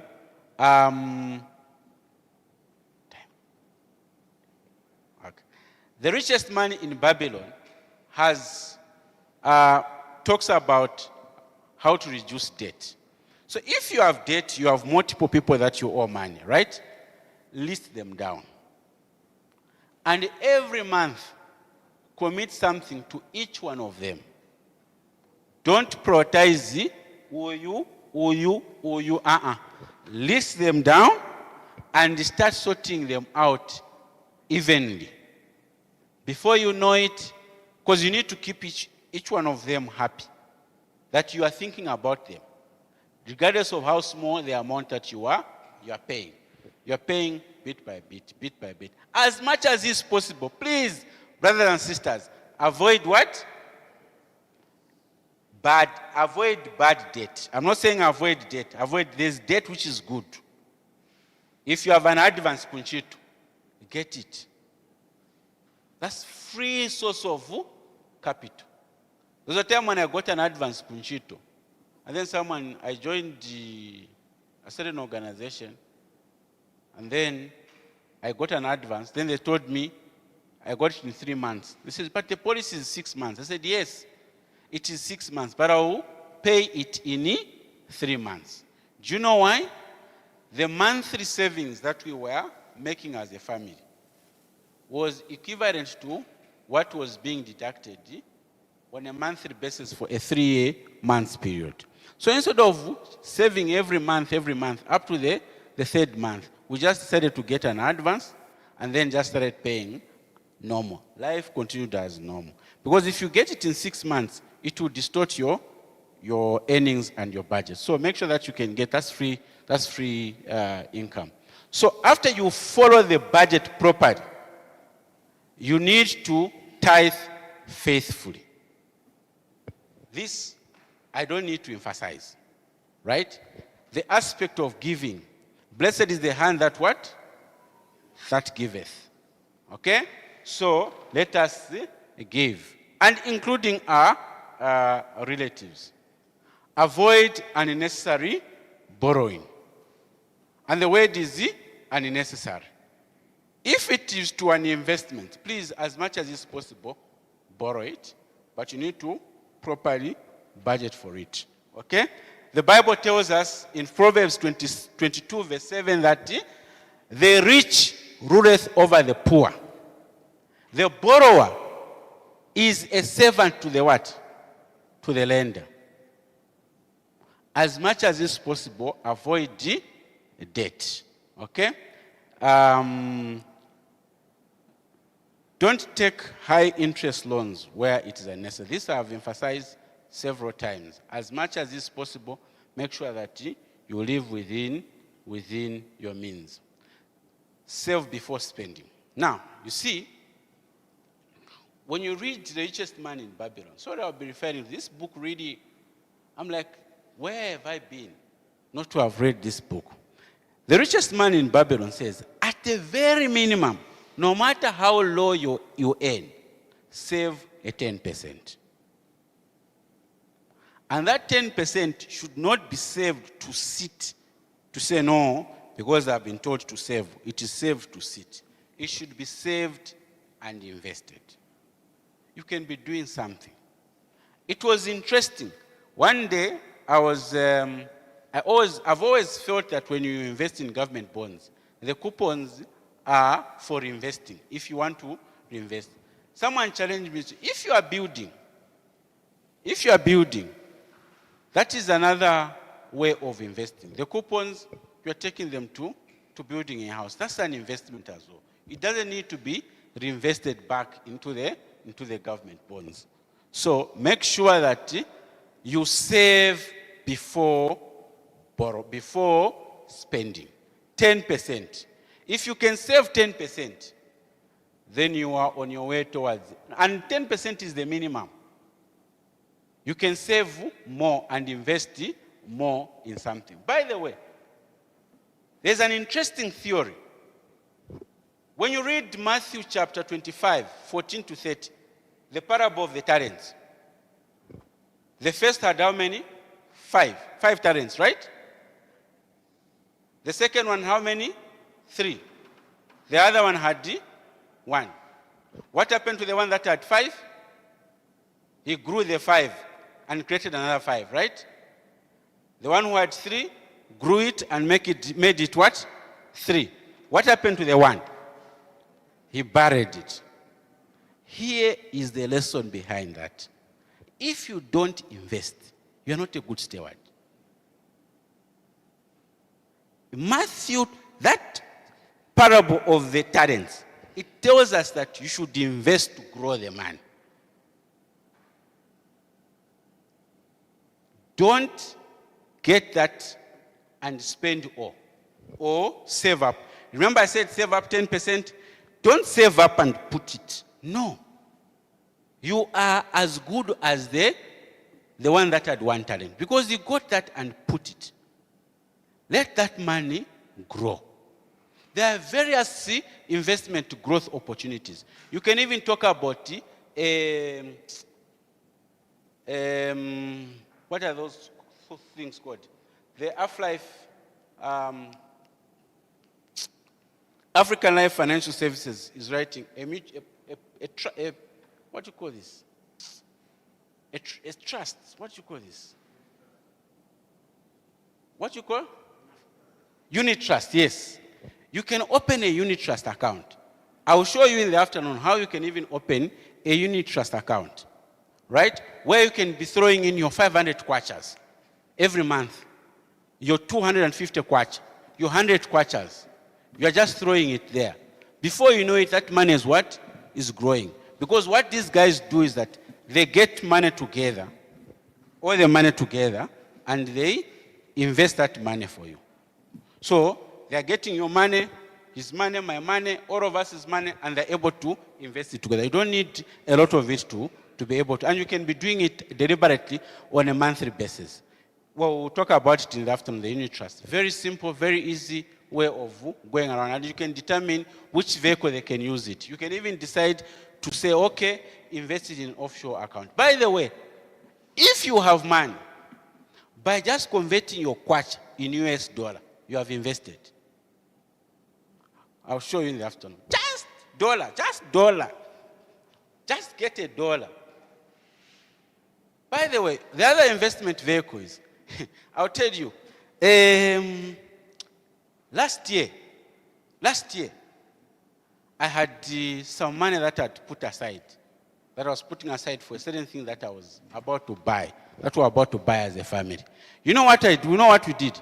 There's a time when the rate just dropped to 17.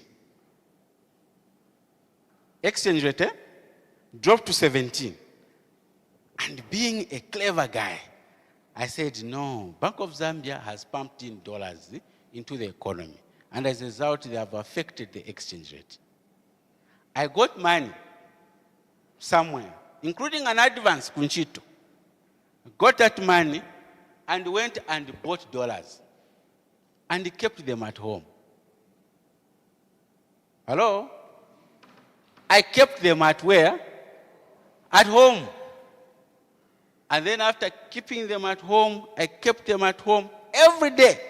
I'm just looking at there, and the way I'd done it, there was the calculation that I'd done. Okay? This is how much I bought them at. And then I'm just putting the current rate to showing me how much I've gained from the time I bought them. In 3 weeks to 1 month, I made a cool 9,000 kwacha. A cool 9,000 kwacha. Out of just exchange rate. I played around it. Because it was an artificial appreciation. So all I just did, just went and bought the dollars. I kept them. Later on, I went and sold them to bank into my account. And there was a profit of 9,000 kwacha. There's nothing I did more than a house, building a house, every month rentals that you would have. That's the money that I made. So you can play around it. The pound is always low on the bureaus as compared to the bank. You can always play around those. You buy the pound in the bureau, just walk. There's a time, just that I was very busy at work. The exchange rate for the bureau was lower than the bank. So all I needed that time was just time, 2 hours, to go and buy the dollars and deposit them in my account. Withdraw money from the ATM, go and buy the dollars from the bureau, and go and deposit that money, the dollars, in my account. I would have made a cool 1,000, 2,000 kwacha, but I didn't have time. I was too busy at work. So those are some of the ways in which we can play around it. Okay, quickly. So save up. The principles of the 3 talents. If you don't invest, you're not being a good steward. The money has to grow. If you are the 1 talent, you've not grown. But if you have 5 talents, you convert those talents into extra 5. It means you are being a what? A good steward. Well done, you faithful what? That is what we should do as the good stewards. Okay? Give to others. The Bible says, blessed is the hand that giveth. Don't be too greedy not to extend a hand to others. Okay? Be able to give to others as and when it is necessary. If you can't give, by the way, how many of us understand the principle of the church choosing leaders using tithe and offering? Yes, Mama. What is the reasoning behind it?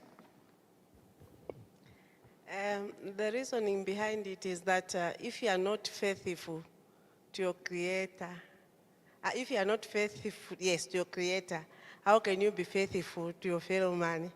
And we should also understand that everything belongs to God. We are just stewards. Yes. Thank you. That is also very correct. But here's my reasoning. My own reasoning. My reasoning is very simple. If you can't sacrifice for God, you can't sacrifice for another person. Because when you are a leader, you are sacrificing your time. Sometimes you have to sacrifice your money. You have to sacrifice your resources for another person. Because that's what leaders do. They don't just receive, they have to extend. Right? sometimes as leaders, you're right saying I'll find a student. There's a time found a student there, didn't have food, didn't have anything, and they were in the exam time. Says, I just need something for food up to the time I write my exam. Because you are a giver. As leaders, we came together and we didn't even need to go through the needy whatever. No. Just, okay, how do we do it all? Elder Mianda, how much can you, this. We actually ended up giving that sister more than what she needed. Okay? That's what the spirit of giving has to be in you, a leader. If you can't give, then you're not a leader. So that is the spirit, that is, for me, the understanding behind that concept. Now, after we mention all these things that we have mentioned, right? Put your confidence in God, not in man. Right? Put your confidence in God and not in man. Always do the best that you can and leave the rest to God at any given time. I'll invite questions and contributions. Thank you.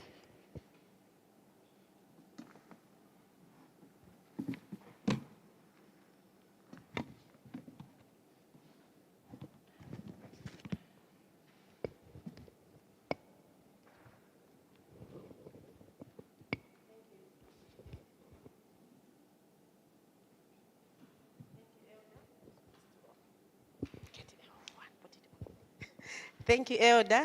Do we have any questions or contributions?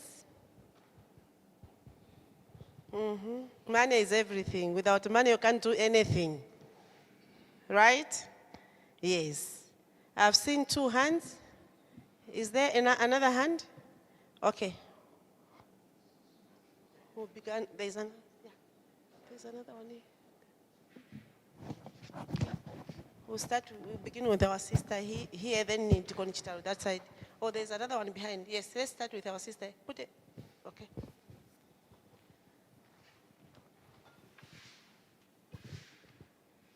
Okay, my question is on government bonds. I'm so much interested in that one. So how can we go about it, how can we go about it buying government bonds? Okay, I think we'll answer one by one. How can we go about it?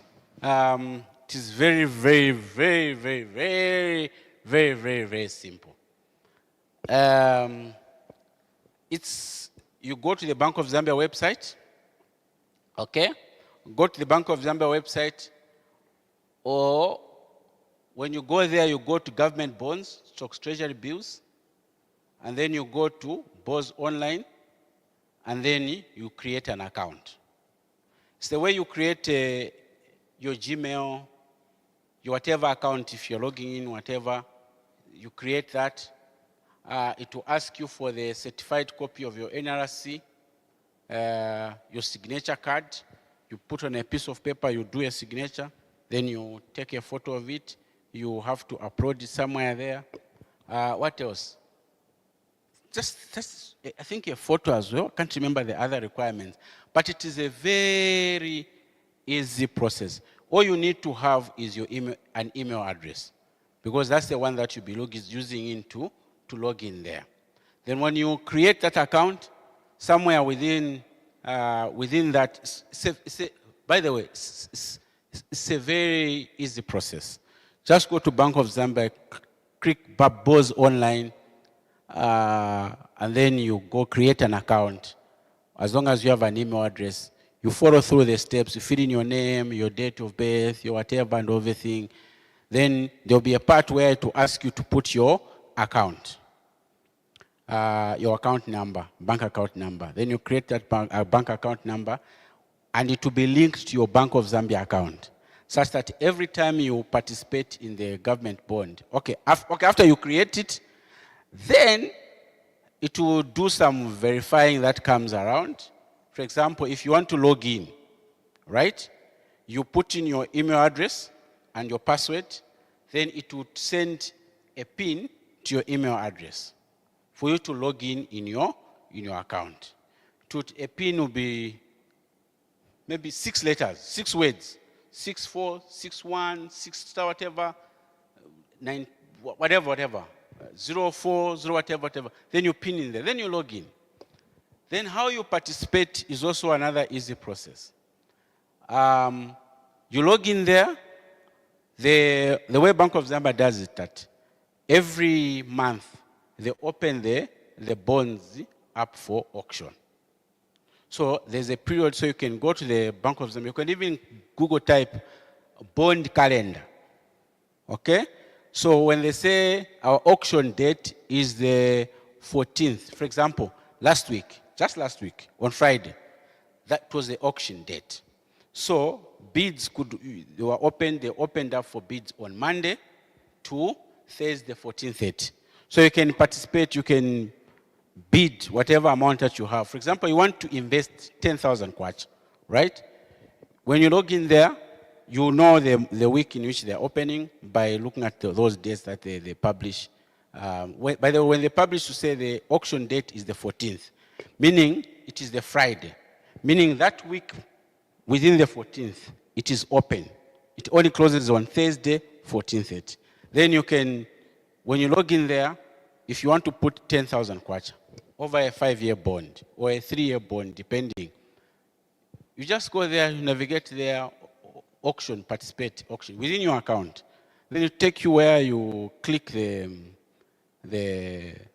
5-year bond, you click, all the other processes are just the same. Because remember, your account now is linked, your bank account is linked to the Bank of Zambia account. So when they create that account for you, your bank account is linked to the Bank of Zambia account. So when you participate there, they'll get your money straight from your account, and then they'll take it to the Bank of Zambia account. When the coupons come, the same way, they'll be sending that money, your coupons, straight into your account, your bank account.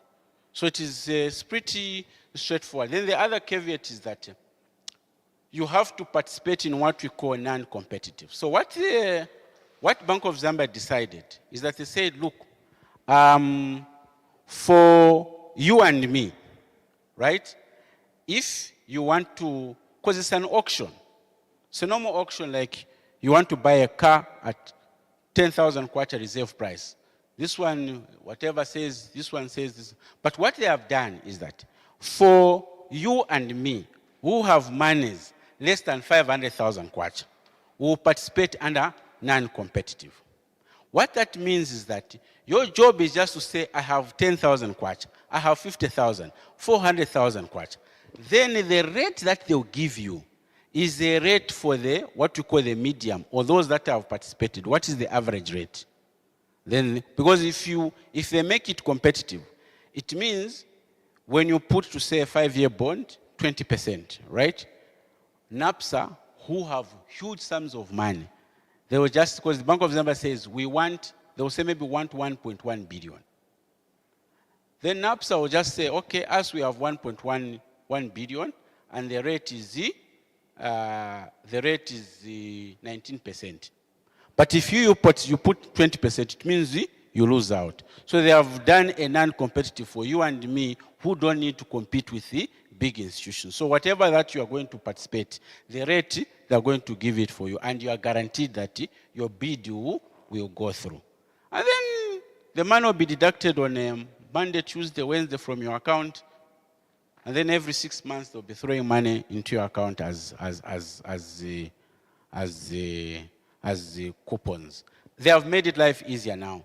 Those days, the time when I started this, we used to write a letter to your bank for them to guarantee that you have that kind of money to participate in the bid.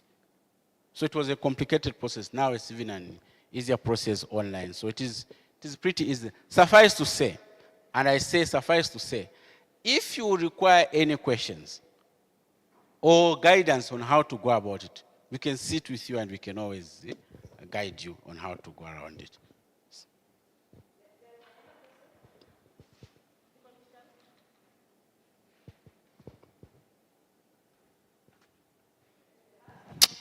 Hello.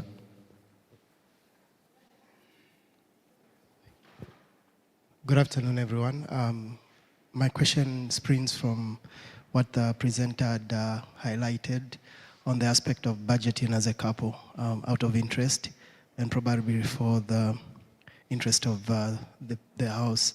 I would want to know, because what I've come to perceive is that budgeting as a couple should be taken in a case-to-case basis, where depending on how the couple is managing or receiving their resources, then that will determine what type of budgeting will be addressed. And that can be dynamic. We may not exhaust all the case by case if we are to attach each type of budgeting to each type of a situation.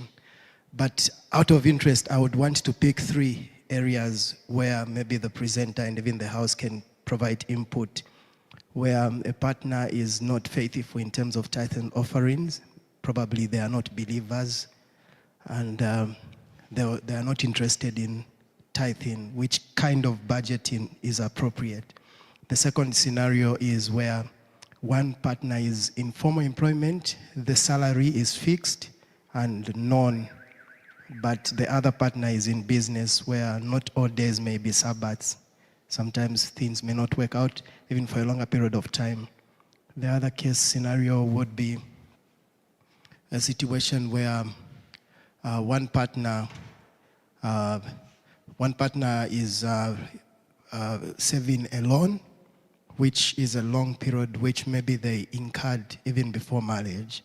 So those 3 situations, which one would be appropriate? I believe those may, the 3 types of budgeting, each one may have advantages and disadvantages, but we can still attach each type, which can be recommended to those 3 types of situations. Okay, interesting questions.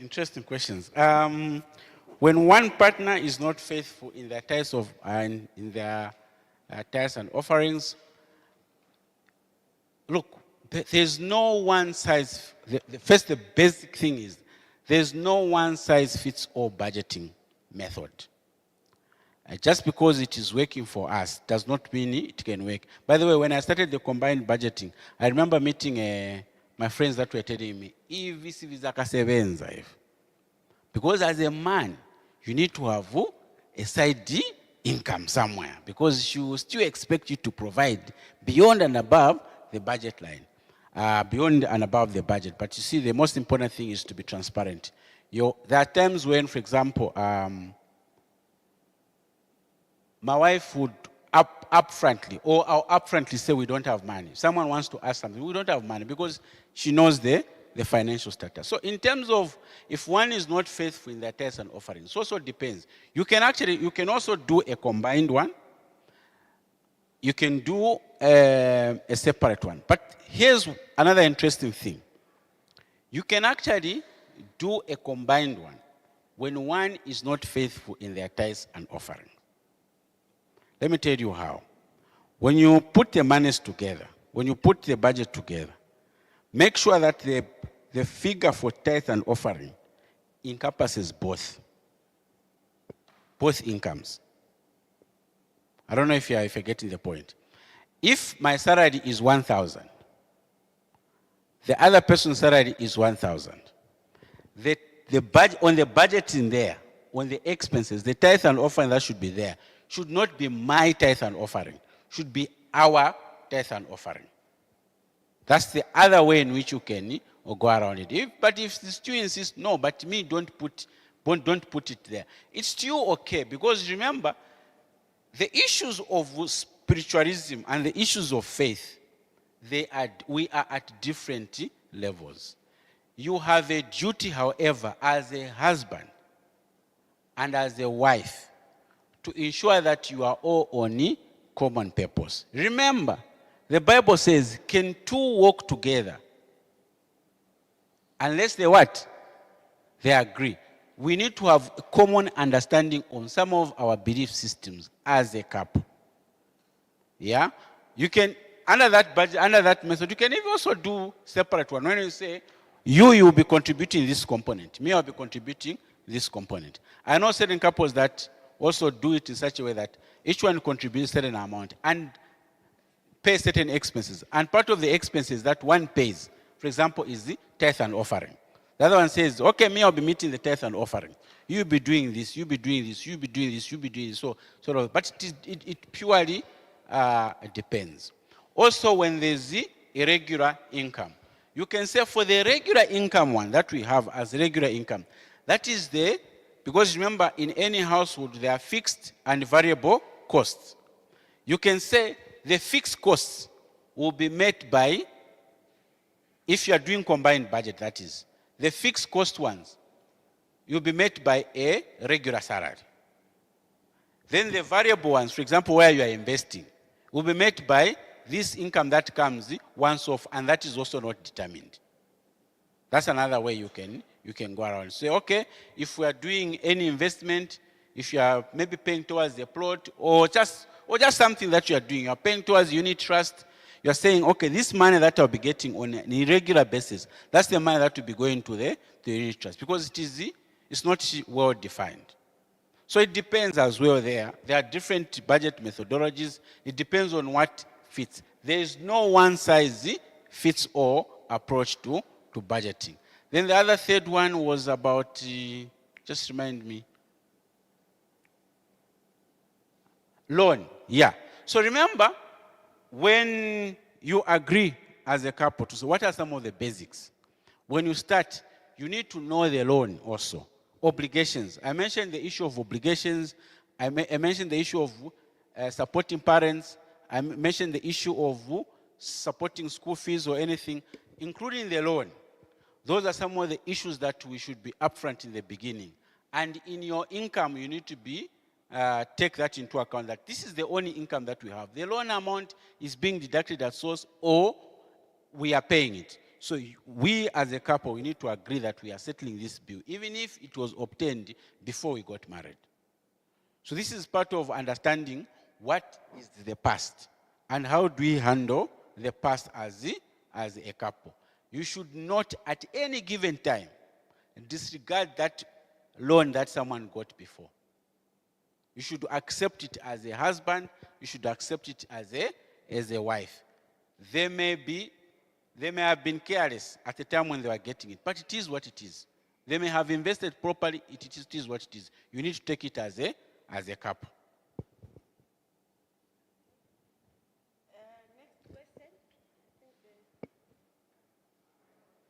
Next question. He has a question.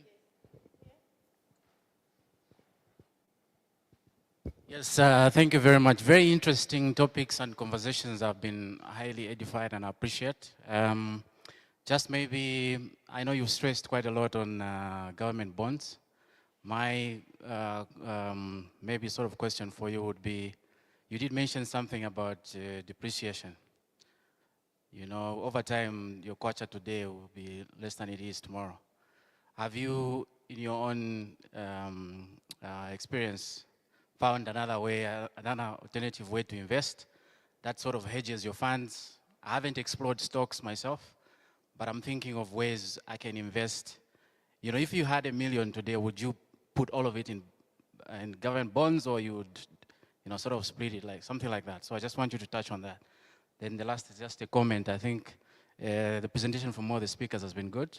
One experience I want to share myself, and something that I think that is very common to the human psychology, especially if you're not experienced in terms of you don't mature in handling money and things like that. What I've noticed generally is that the more money you have, you tend to have, if you're not experienced, your wisdom starts to drift. When you don't have money right now, you can talk bonds. The moment you receive some money tomorrow, you forget that you had discussed bonds and you want to invest. So you need discipline, and you have to write it down. So whatever knowledge you've gathered, put it on paper. Use it when you have an injection of money.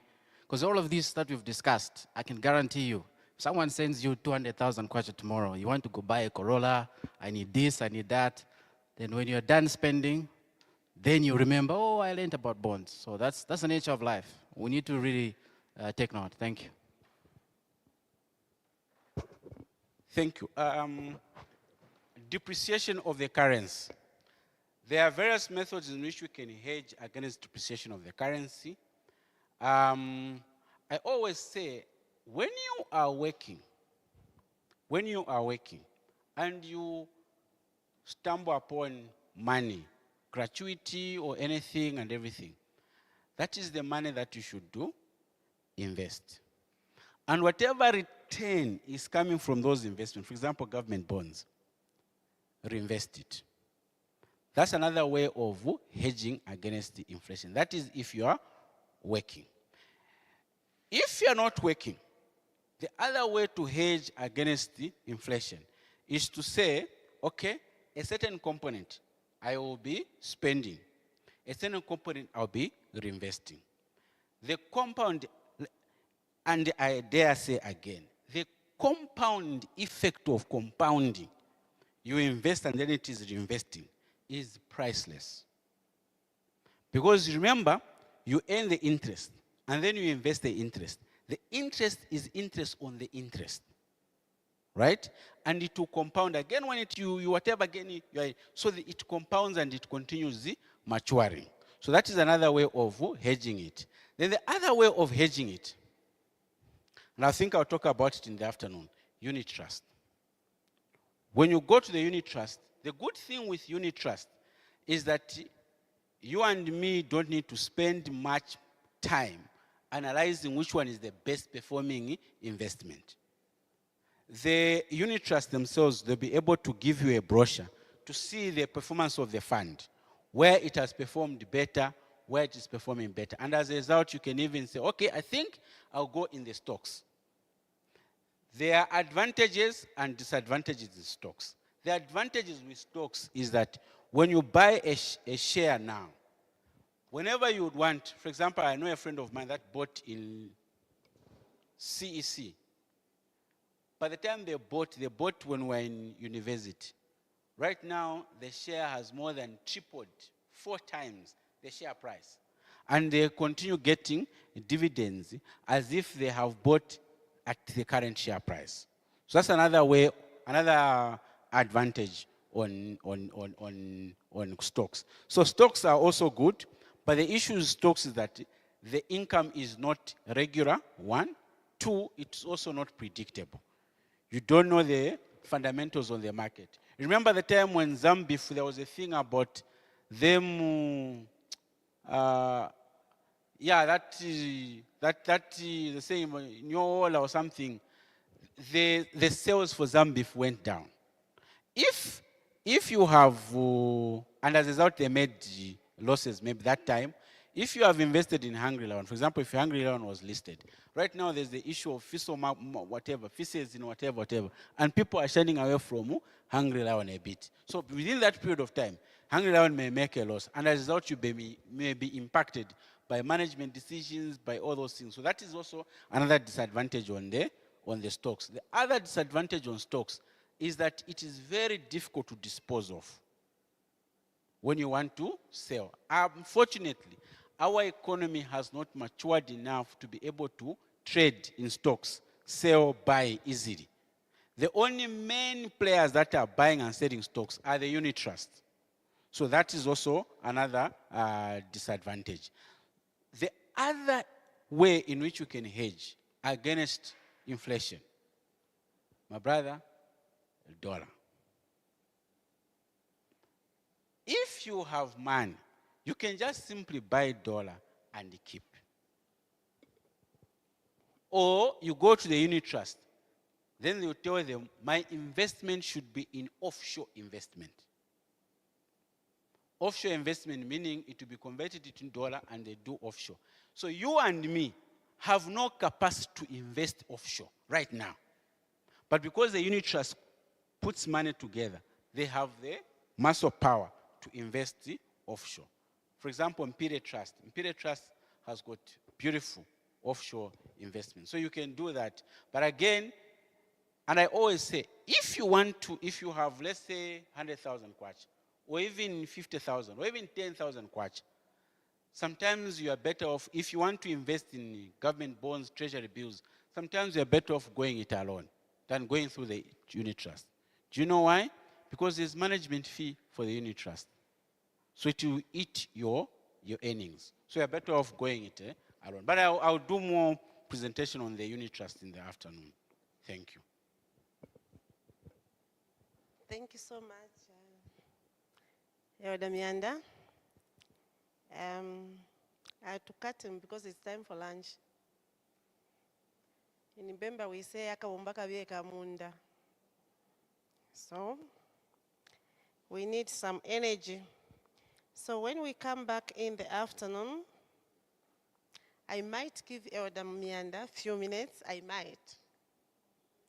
But the main ones in the afternoon, we've got trust and wills and also property grabbing. So the way we are, let's also invite others who are not yet here. They can join in the afternoon. We still have interesting and these issues which affect our lives. So we'll be breaking off for lunch. This is 13:36. We should be back by 14:10, please. Are we together?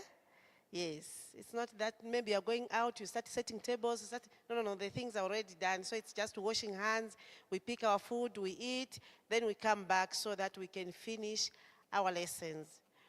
I'll request Elder Smukumbwa to pray for breaking and also for the food. Elder. Shall we pray? Gracious Father in heaven, we want to thank you for your kindness and for the mercies that you've shown upon all of us. We didn't know that, Lord, we would be alive today, this time. But because of your mercy, you've made it possible for us to be here. We thank you, Lord. We are about to break for a physical meal. How I pray that, Lord, you may also sanctify it and make it a point at which we'll be in contact with you, Lord, through the meal. And so heal us physically through the meal that you're going to have. Bring us back safely to continue with the lessons. This we do pray with thanksgiving in the name of Jesus. Amen.